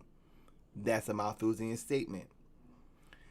A small window of opportunity now exists to transform humanity into a sustainable global interdependent society based on respect and reverence for Earth. This would be the new religion. A radical change from the current trajectory is required, a complete reordering of global society. Humans only truly unite when faced with a powerful external enemy, which is themselves. At this time, a new enemy must be found, one either real or invented for the purpose. Democracy has failed us. A new system of global governance based on environmental imperatives must be implemented quickly. Once again, they're talking about world government. Democracy has failed us. A new global governance based on environmental imperatives must be implemented quickly. This is what they're saying. Who was the creators of the Club of Rome? Now let's dig deeper. The founders of the Club of Rome: Aurelio Pesci, David Rockefeller, and Alexander King. Now I highlighted Rockefeller for a specific reason. Remember way back in the beginning of this presentation, I was talking about they had the Royal Institute of International Affairs, which is another name for the Chatham House crowd, which is in fact the society that was established or continued by Lord Alfred Milner, who was a protege of Cecil Rhodes. Remember at that meeting, you have Joseph Rittinger, and he began to talk to individuals, and he will eventually go over to America to espouse his ideas of world government. One of the people that he contacted, as what I showed you on that PowerPoint, was the Rockefellers. So now you have David Rockefeller now pushing the envelope of world government using this idea of global warming. See, even when you look on the news, let's break this down. When you look on the news and you see things like the forest fires is a result of global warming. the depletion of the ozone layer. They're actually writing your will. You know, this is how you're going to die. This is what they're saying. So this is them actually putting the information out there, or the propaganda, to suggest that we have to do something about this. This is a problem. What is their solution? There has to be less people on the planet because there's too many people consuming. And with the industrial revolution and all the different things that we have that's depleting the ozone layer, it will only benefit humanity if we had less people on the planet. And this is all part of the New World Order agenda. So even when they're showing you these things, global warming, that is a form of eugenics. You don't even know it. Propaganda supporting eugenics. The thing with the Rockefellers, just for a second, the Rockefeller family, just basic information. But I want you to focus in on the highlighted stuff. Obviously, that's why I highlighted it. You know? It says, the Rockefeller family originated in Rhineland, Germany. And family members moved to the New World, that will be the Western world, America, in the 18th century.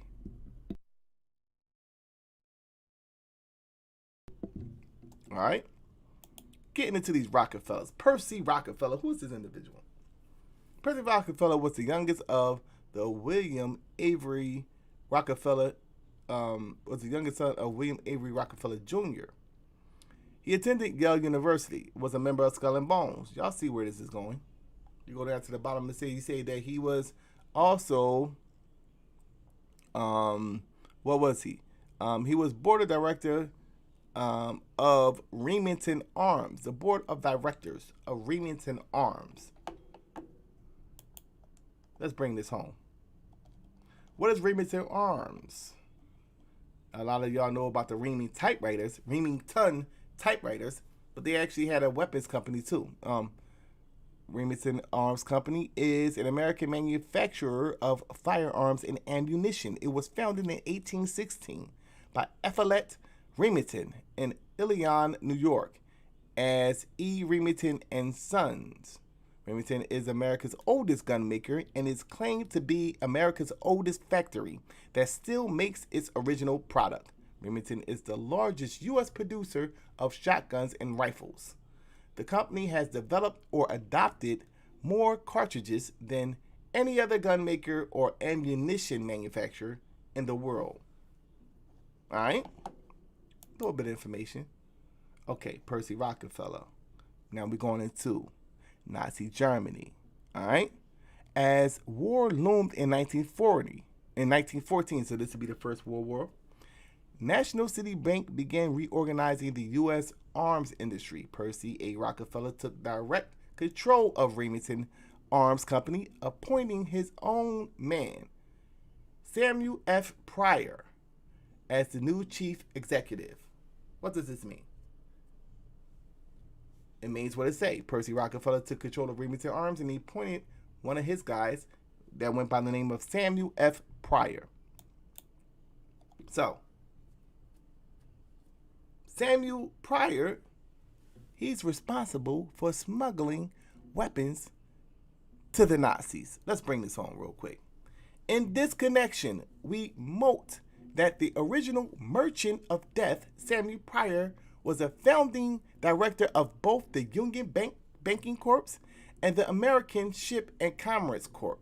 Since Pryor was executive committee chairman of Remington Arms and a central figure in the world's private arms traffic, his use to the Hitler Project, is what they called it, was enhanced as the Bush family's partner in Nazi Party banking and transatlantic shipping.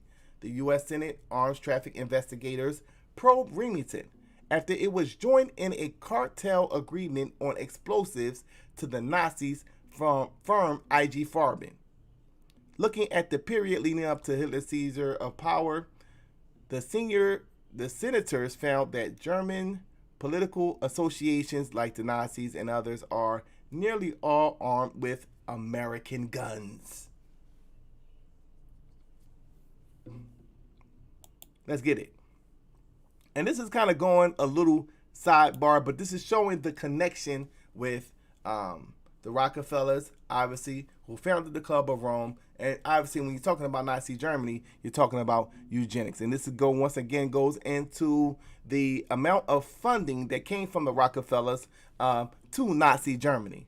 As you can see, we can see right here, the Rockefeller Foundation money began to flow immediately during 1922.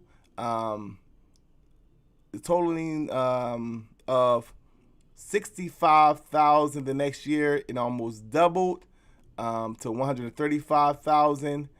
Rockefeller had donated some 410,000, almost 4 million in 21st century money. All right, or indirectly through international programs that pass funds through German recipients. Good book to get: War Against the Weak. All right. Okay. So, Eugene Fisher, the Rockefeller Foundation contributed financially to an anthropological study he directed with the aim of determining the heredity characteristics of the German populations, a study that Rudin and Vescher were also involved in, as well as the racial theorist Hans F.K. Gunther. This funding lasted until 1935, well after the Nazis were already in power. Fisher, who headed this project, was one of the 9 leading German scientists who took a solemn pledge of allegiance to Hitler on the 12th of November 1933. So you're talking about eugenics now. Obviously, eugenics is connected to population control. We know that for a fact, and we see that lump sums of money were being smuggled into Nazi Germany or financed to help finance the war machine. Why? Because the war machine was one of the tools that they used, once again, to get them one step closer to the New World Order. Once again, you're looking at John Rockefeller here, and we're talking about, this is post World War II. You can see that it was a man by the name of Jeffrey Osborne. He was determined to keep the eugenic movement alive. Why was the eugenic movement under scrutiny? Because of the atrocities that was committed on Nazi Germany. They had to now, what they actually financed, they had to now paint a bad image of. So in many ways, they used Hitler, right, to now be the scapegoat of what overall will be their ultimate agenda. Now, it was a project. They were actually called the Nazi Germany, or what their objectives was the world order.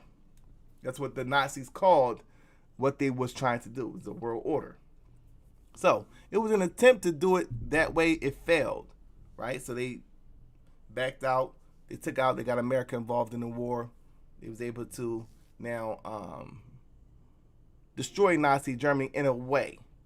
They actually just took Adolf Hitler out of power, and they would take the scientists and the learned men of Nazi Germany, and they would bring them over to the United States. So they actually continued the Nazi agenda without and destroyed the Nazi military. So because ultimately they were the financiers of the Nazi agenda. So all they did was they brought it over to the United States. Now Eugene Fisher, he will be actually funded by the Rockefellers, just like the Rockefellers funded Nazi Germany. And this is how you know they had the same overall objectives, right?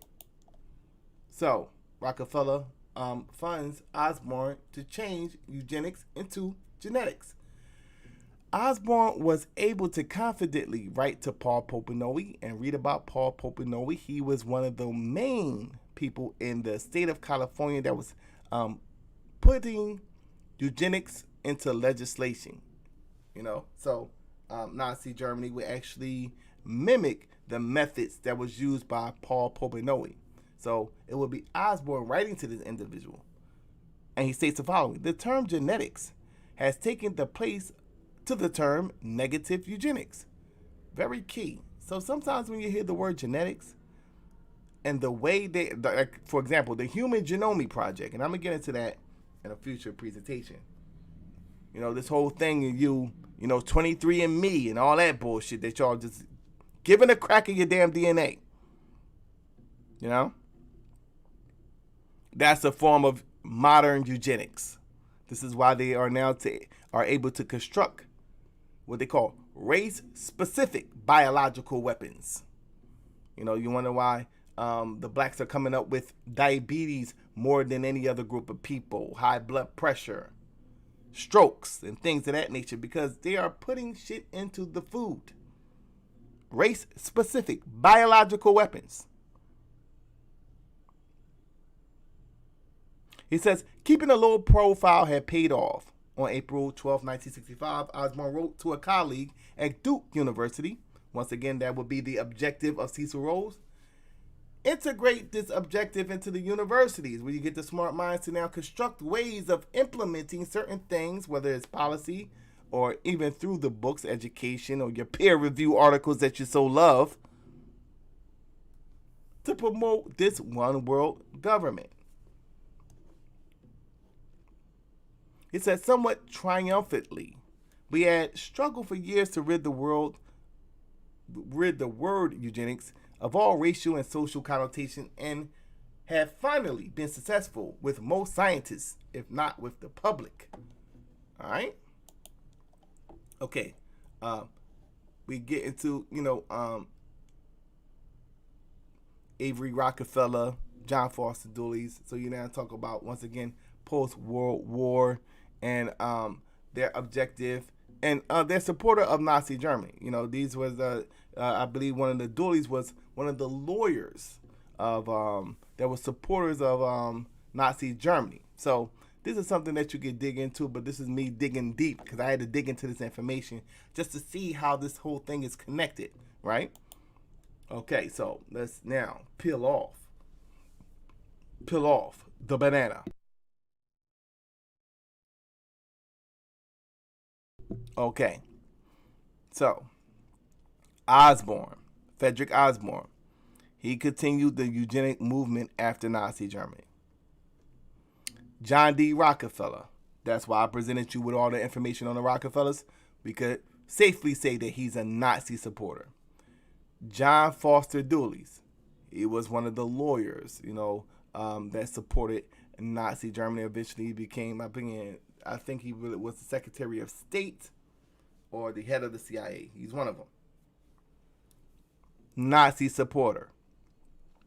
They are the founders of the Population Council. What is the Population Council? The Population Council is an international nonprofit governmental organization. The council conducts research in biomedicine, social science, and public health, and helps build research capacities in developing countries. 1/3 of its research relates to HIV and AIDS. Come on, bro. Like, yo. Now, this is conspiratorial, right? The people that finance Nazi Germany and eugenics. Think about this. They want to lower the population. They're saying that these groups of people are less fit to survive on the planet. That goes back into Charles Darwin's understanding of, his natural selection theory. That the better survives and the lesser dies. Eugenics will be the human version of that, for lack of a better statement. They're eugenicists all the way, and they're Malthusianists all the way. So these people supported eugenics, supported Nazi Germany, population control, i.e. genocide. They're the ones that are the founders of the Population Council? And you're not thinking that, well, maybe they want to continue this agenda, maybe more subvertly or covertly. The Population Council is an international nonprofit, non-governmental organization. The council conducts research in biomedicine. This is deep. Social science and public health, and helps build research capacities in developing countries. 1/3 of its research relates to HIV and AIDS.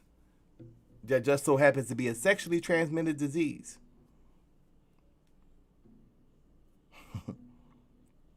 While its other major programs are while its other major program areas are in reproductive health. So if it ain't about this AIDS virus thing, it's about reproductive health. What does that mean? Reproductive health. Reproductive is the reproductive health, meaning that helps you reproduce, meaning that they deal with contraceptives. And they like the the white man, he uses tricknology. So what he calls something, he'll name it a positive thing when they actually doing something negative. Reproductive health is what they call it. They call contraceptives. Giving you a contraceptive, that's reproductive health, right? So destroying the very elements or the very tools that the biological system of the body uses to actually reproduce, they have ways using their biomedicine to shut that down. And this is what they call birth control. Once again, the same people that are for population control comes up with a concept of now birth control. That's the implementation of their population control agenda. How can you not see this? How is this aloof to you?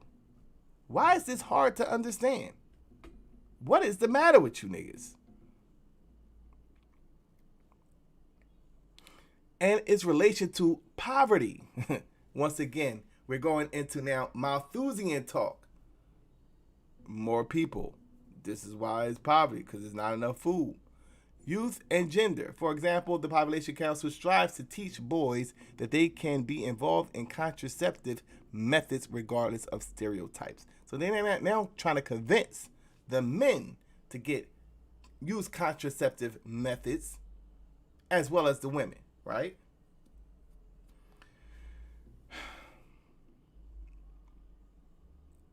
Stereotypes that limit male responsibility in childbearing. The organization held the license for Norplant contraceptive implant and now holds the license to Mirena intravene system in Trauterine system.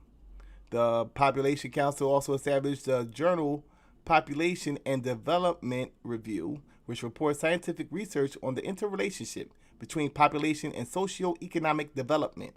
It also provides a forum for discussion on related issues of public policy and studies in family planning. What is family planning?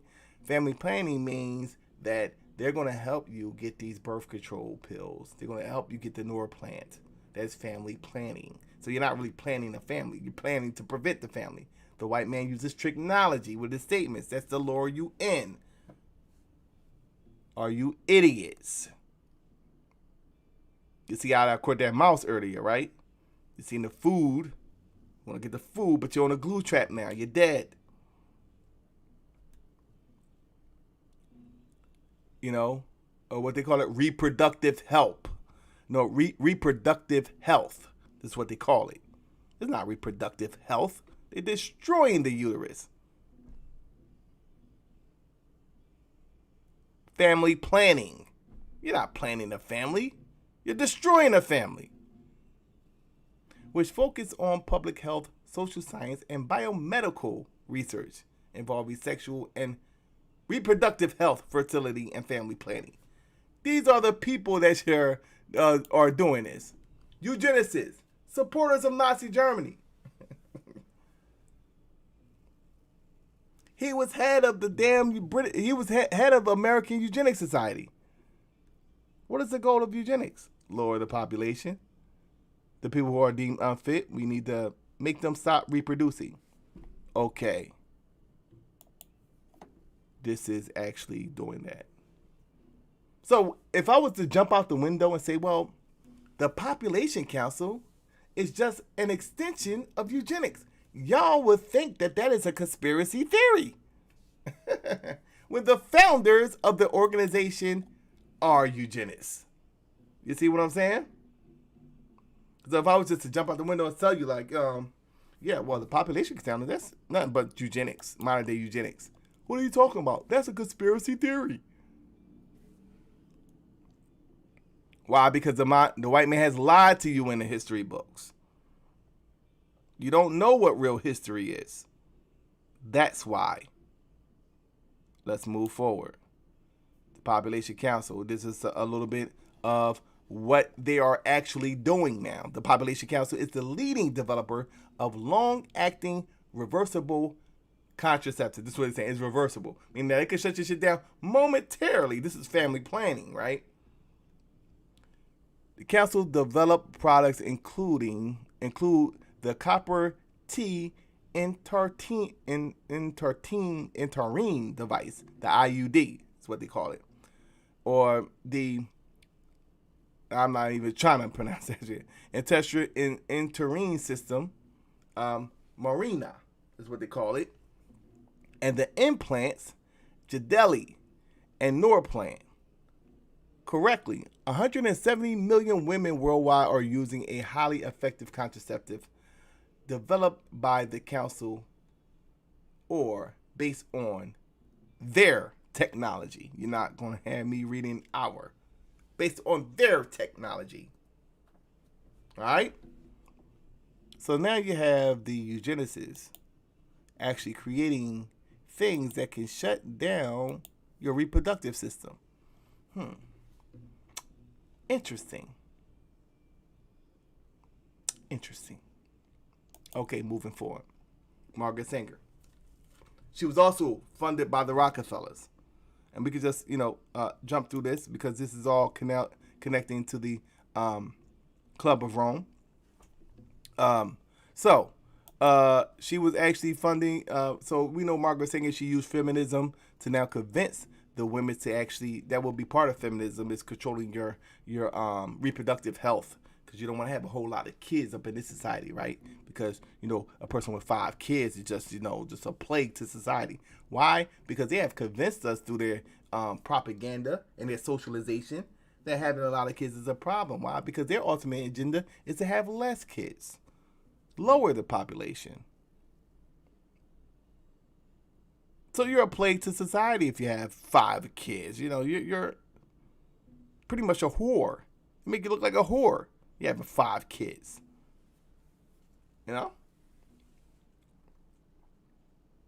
She was funded by the Rockefellers. What do they have in common? Lowering the population. Sterilizing the people who they deem to be unfit. But guess what? The Club of Rome was created by David fucking Rockefeller. Let's connect these motherfucking dots here. Let's connect the damn dots here. Damn, is that not a damn bomb being? Let's drop that motherfucking bomb on you niggas, man. Where my damn bomb at? My goddamn bomb at, man. Drop the bomb on you niggas, man. You mean to tell me that it was these same goddamn Rockefeller motherfuckers? Are you serious? It was the same Rockefellers that founded the Population Council? It was these same motherfuckers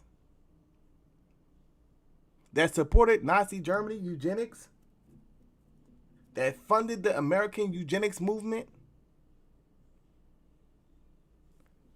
that served to be the foundation of the Club of Rome, which just so happened to be promoting Malthusian philosophy. If the present growth trends in world population, industrialization, pollution, food production, and resource depletion continue unchanged, the limits to growth on this planet will reach sometime within the next 100 years. The most probable result will be a rather sudden and uncontrollable decline in both population and industrial capacity. The overwhelming growth in the world population caused by the positive birth rate loop, meaning that it's more people being born, and recent phenomena as a result of mankind's very successful reduction of worldwide mortality, the controlling negative feedback loop has been weakened, allowing the positive loop to operate virtually without constraint. There are only 2 ways to restore the resulting imbalance. Either the birth rate must be brought down to equal the new lower death rate, or the death rate must rise again. They are doing both. Remember, he's a supporter of eugenics. He funded Nazi Germany. The family. Let's connect these motherfucking dots. The Club of Rome advises the United Nations. The Club of Rome consists of senior officials in the United Nations, current and ex-world leaders, and the founders of some of the most influential environmental organizations. Former head of the UN Environmental Programme, and this is Maurice Strong. You know, he was the former head of the UN Environmental Program, right?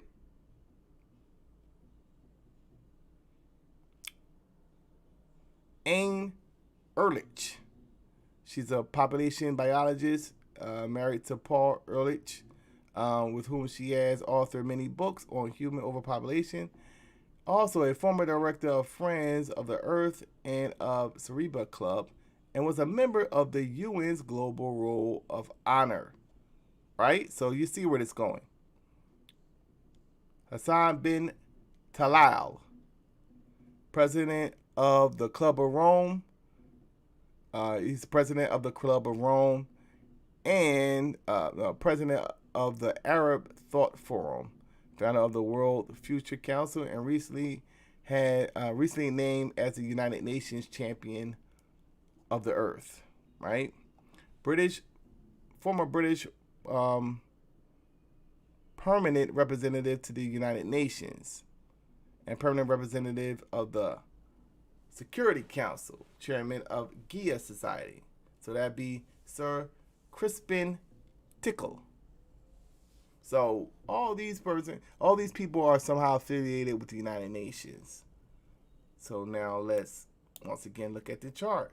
We now know, starting from the top, that this inner circle, which started with Cecil Rhodes, resulted in the creation of a secret society whose aim was to establish British rule throughout the planet, right? They will formulate a society called the Royal Institute or Chatham House Crowd, because remember that Cecil Rhodes' predecessor was Lord Alfred Milner. Alfred Milner will be establishing what they call Milner's Kindergarten or Chatham House, or the Royal Institute of International Affairs, right? Lionel Curtis. Alfred Milner will be the successor to Cecil Rhodes. Lionel Curtis will be the successor to Alfred Milner, and he will establish the Royal Institute of International Affairs. The American branch of that will be the Council on Foreign Relations, right? And it was at the meeting of the Royal Institute of International Affairs that a man by the name of Joseph Rittinger will become involved in the conversation, and he had an agenda to actually unite America and other European countries into this economic cooperation community that he was establishing. It will develop into the Bilderberg Group. Prince Bernhard will be the co-founder of the Bilderberg Group. He was a former Nazi, right? Now, Joseph Rittinger, he would get in contact with the Rockefellers in America. The Rockefellers would be the ones that support Nazi Germany and also be the ones that actually develop what we call today the Club of Rome. The Club of Rome is using Malthusian philosophy to use this as a pretext or an excuse to lower the world's population. Most of the people that is involved with the Club of Rome, they advises now the United Nations. The United Nations was developed post World War II to replace what they call the League of Nations, right?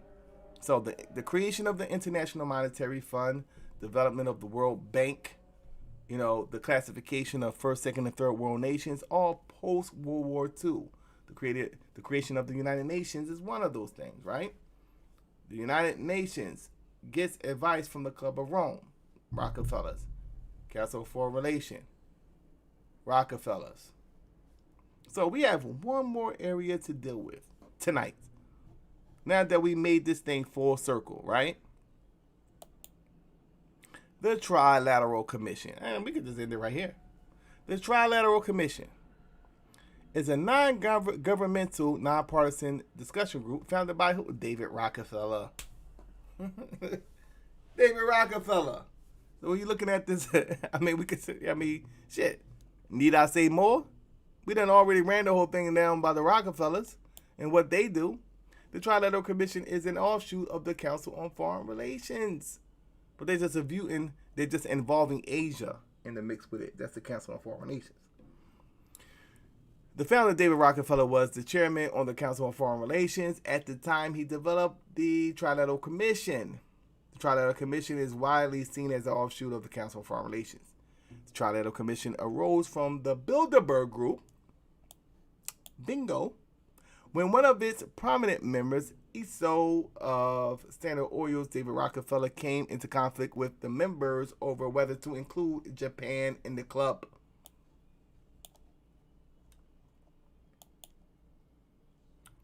The co-founder of the Trilateral Commission will be Zbigniew Brzezinski.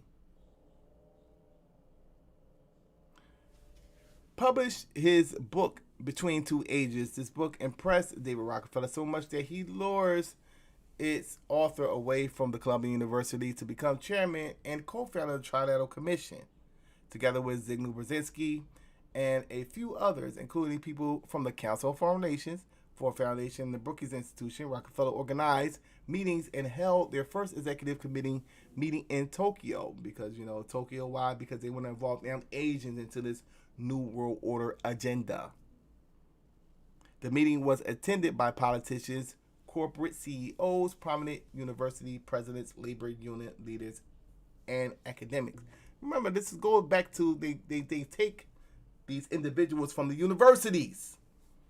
And this is what Domo was talking about in that debate that he had. Shout out to Taz for his victory.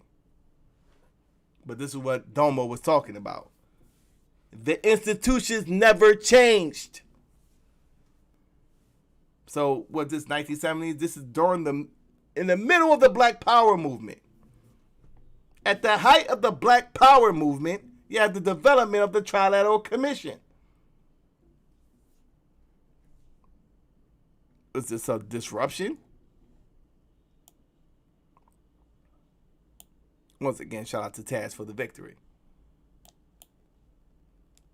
The Trilateral Commission was created to become a type of international CFR. Its goal is to merge all developed nations to create a world government. The Trilateral Commission is preparing the framework power structure which is necessary for multinational banks and corporations to seize global control over world population, governments, and economies. This is their goals. Okay. And you can read this actually on the website, I believe. In April 1974, the former U.S. Deputy Assistant Secretary of State, CFR, and Trilateralist member Richard Gardner's published an article in the CFR's Foreign Affairs, The Hard Road to World Order. Read their works, bro. They are not hiding what they're doing right now. Why? Because they have a very advanced form of implementing this world order. That is already too late. It's only just time will tell. So this is why they're just publishing it in books, because they know you're so dumbed down now that you're not going to go and read their book anyway. Most of you niggas is worried about the damn, the sports and the motherfucking Megan Stallion and all that stuff. The Hard Road to World Order, where he states that the house of world order we have to be built from the bottom up rather than from the top down, but an end run around national sovereignty, eroding it piece by piece, will accomplish much more than the old-fashioned frontal assault. Once again, let me read that again. The house of world order will have to be built from the bottom up rather than from the top down, but an end run around national sovereignty, eroding it piece by piece, meaning that they want to destroy national sovereignty. Why? Because they want a global world. So, national sovereignty is one of the main foundations of American culture. So this is why you see a lot of things going on here in America. the eroding. Let's bring down the moral standards of America. Let's destroy, and then we know that America was based off of racism and all that. So this is an element that is being used by these globalists. So some of the things that these far right wing, conservatives are saying is true. But see, we so caught up in perspectives. And both sides are using each particular perspective to push it forward to to their ultimate agenda, which is chaos in America. Because what they want to do, they want to destroy America piece by piece. This is what they're saying. The Trilateral Commission in World Government. Jeremiah Novick writes, the Trilateral Connection in the July edition of Atlantic Monthly, in which he states, for the third time in this century, a group of American schools, businessmen, and government officials is planning to fashion a new world order. In 1979, Barry Goldwater, retiring Republican senior from Arizona, publishes his autobiography with no apologies. He states, in my view, the Trilateral Commission represents a skillful, coordinated effort to seize control and consolidate the four centers of power: political, monetary, intellectual, and ecclesiastical. All this is to be done in the interest of creating a more peaceful, more productive world community. What the trilateralists truly intend is the creation of a worldwide economic power superior to the political governments of the nation states involved. They believe the abundant materialism they propose to create will overwhelm existing differences. As managers and creators of the system, they will rule the future.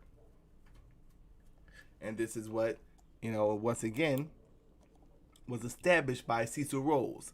The world can be divided into three major economic regions: North America, Europe, and the Far East, China, Japan, etc. If under the pretext of having to join forces to be able to face economic competition with the two other economic regions, the member countries of each of these three regions may decide to merge into one single nation, forming three superstates. Then the one world government will be much closer. The Trilateral Commission achieves its ultimate goal, a world government step by step. So there you have it.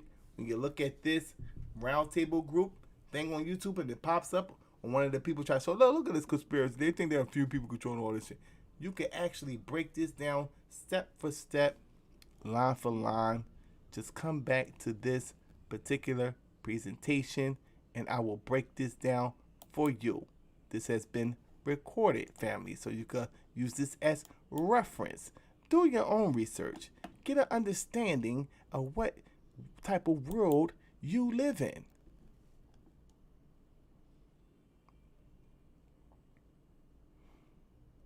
This is your boy Solarmind.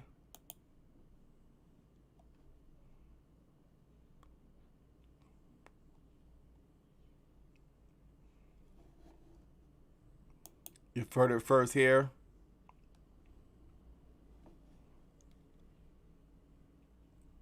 Once again, August 1st, we're going to have the Solar Vision Debate League Championship. Make sure you be in the building for that.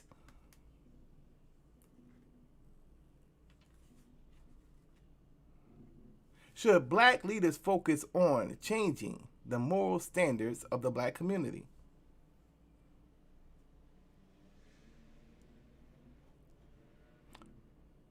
August 1st, once again.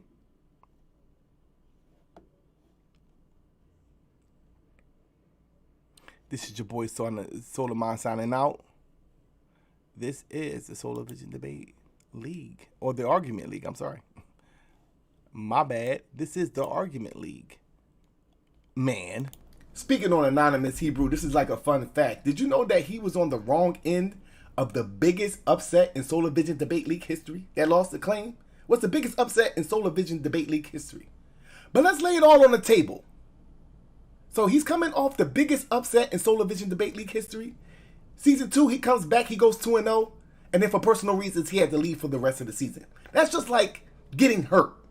So that's the equivalent of getting hurt for the rest of the season. So season 2, he gets hurt. He comes back in season 3, he debates Chris Harris, and then he leaves again. So that's like getting hurt again, right? So season 1, he was part of the biggest upset in Solar Vision Debate League history. He gets hurt for the majority of season 2 and season 3. What highlights this man's career at this point? He is part of the biggest upset, or on the wrong end of the biggest upset in Solar Vision Debate League history.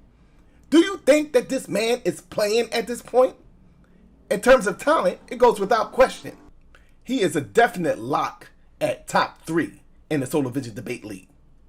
But let's deal with the category of preparation, because when you think of preparation, you think of debaters like Domo and Kaz. But I believe in terms of preparing for a particular opponent, Anonymous Hebrew is the best at preparing for an opponent in the Solar Vision Debate League, without a question. We actually had a conversation about this on the interview just a couple of weeks ago. Give us a little bit on, your preparation and what you decided to focus in on in eventually defeating Madan Kamek. The funny thing with that debate, I had a real intense, specific debate set up that I wanted to do. And then the more I kept listening, the more I kept listening to the dude and hearing what he was saying. Being mentioned, so decided to play big bank, take little bank, and let's deal with this self-hating African that's wearing a goddamn computer mask on his face, running around, talking and saying my name. Now, let the truth be known, let the record be heard, and I hope I can be heard real loud on his interview, okay? First of all, you chased me around for 5 years for a debate, and when you finally debated me, you lost. You quit. You cried. You whined. You bitched. What Egyptian record do we have of the Thera eruption? You have the Tutmos stele, the Amos stele. Exactly, the Amos stele, right? Yeah. So if that's when you're dating everything that happened, you're saying that's when the Santorini eruption happened, right? Right? Why do we clearly see that the Minoan palace has not been wasn't destroyed until 1450? I don't know. You tell me. Because that has nothing to do with you gotta let me answer and explain. You just talking. You just asked me a question. I didn't ask you anything. You're just talking. I don't know. You tell me. You won't let me answer any questions. Go ahead, brother. Go ahead. Okay. Everything that you're asking me, you just none of those dates mean anything because you clearly said that the king of the Exodus was Tutmos. You agreed to that. So who was the king before him? The king that was before him was Hatshepsut. It does not say it was another 230 years after the death of that king. That is not what I said. That is not what I said. That is not what I said. Now you're shoehorning, right? Listen. I'm not shoehorning anything. You've been doing it all night. Look, you clearly can't even keep up with the timeline. You're not qualified to. You're not on the timeline. Against the topic and the judges. You're going against the topic and the judges. Let me say this. That's it. I think it's my episode, so I think I got a little bit to talk. I've been cool. I'm accepting it. Go ahead, bro. My nigga, I got a 112 in the debate that I clearly should at least got a 116, 117. I ain't trying to hear that moral victory shit, bro.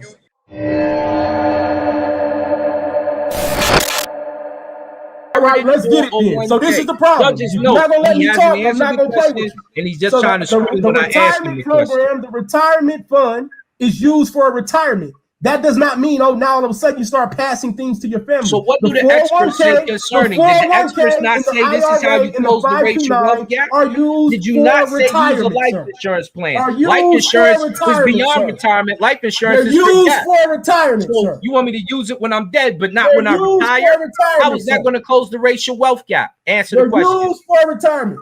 So he's not answering the question, you guys. Judges make note. He's just trying to scream, but he's not answering the question. How does what close the racial wealth gap? Well, we just covered it. Tell me the question. You're trying to ask a question. Tell me the question. Anonymous has struck again with a warning. This is just the beginning. This guy got involved. This masked man threatening revenge on the whole team of. What are the means of production, bro? Physical things used to produce. Right. So the means of production are physical things used to produce. It's a little more than that though, too, right? So you need the tools to actually convert those things as well, right? Excuse me? You need the tools to do what? You need the tools to actually process those materials, correct? You need the tools to process those materials, no? What are the factors of the means of production? Land, capital, entrepreneurship, and tools. Incorrect. So you just said we didn't need tools. So you're lying. No, I said in that particular. Anonymous has surged once again. We will hunt you and expose you. From now on, no safe place for you online. How many Native Americans were enslaved in the Americas? Hundreds of thousands.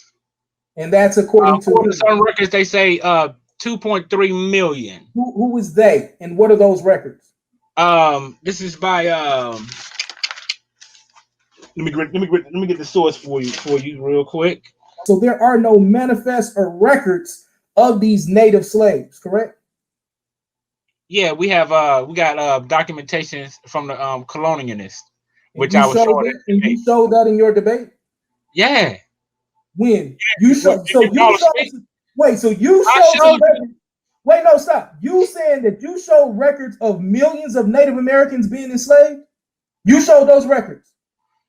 I showed you how thousands was taken from Charleston. That's not what I asked you, brother. I asked we gotta do the math. We gotta do the math. I asked you, did you show records of millions of natives being enslaved? Bruh. Incorrect. Argument. Greetings, citizens of the United States. This is a message from Anonymous. We are Anonymous. We are Legion. We do not forgive. We do not forget. Expect us. We are Anonymous. Over the years, we have been watching you.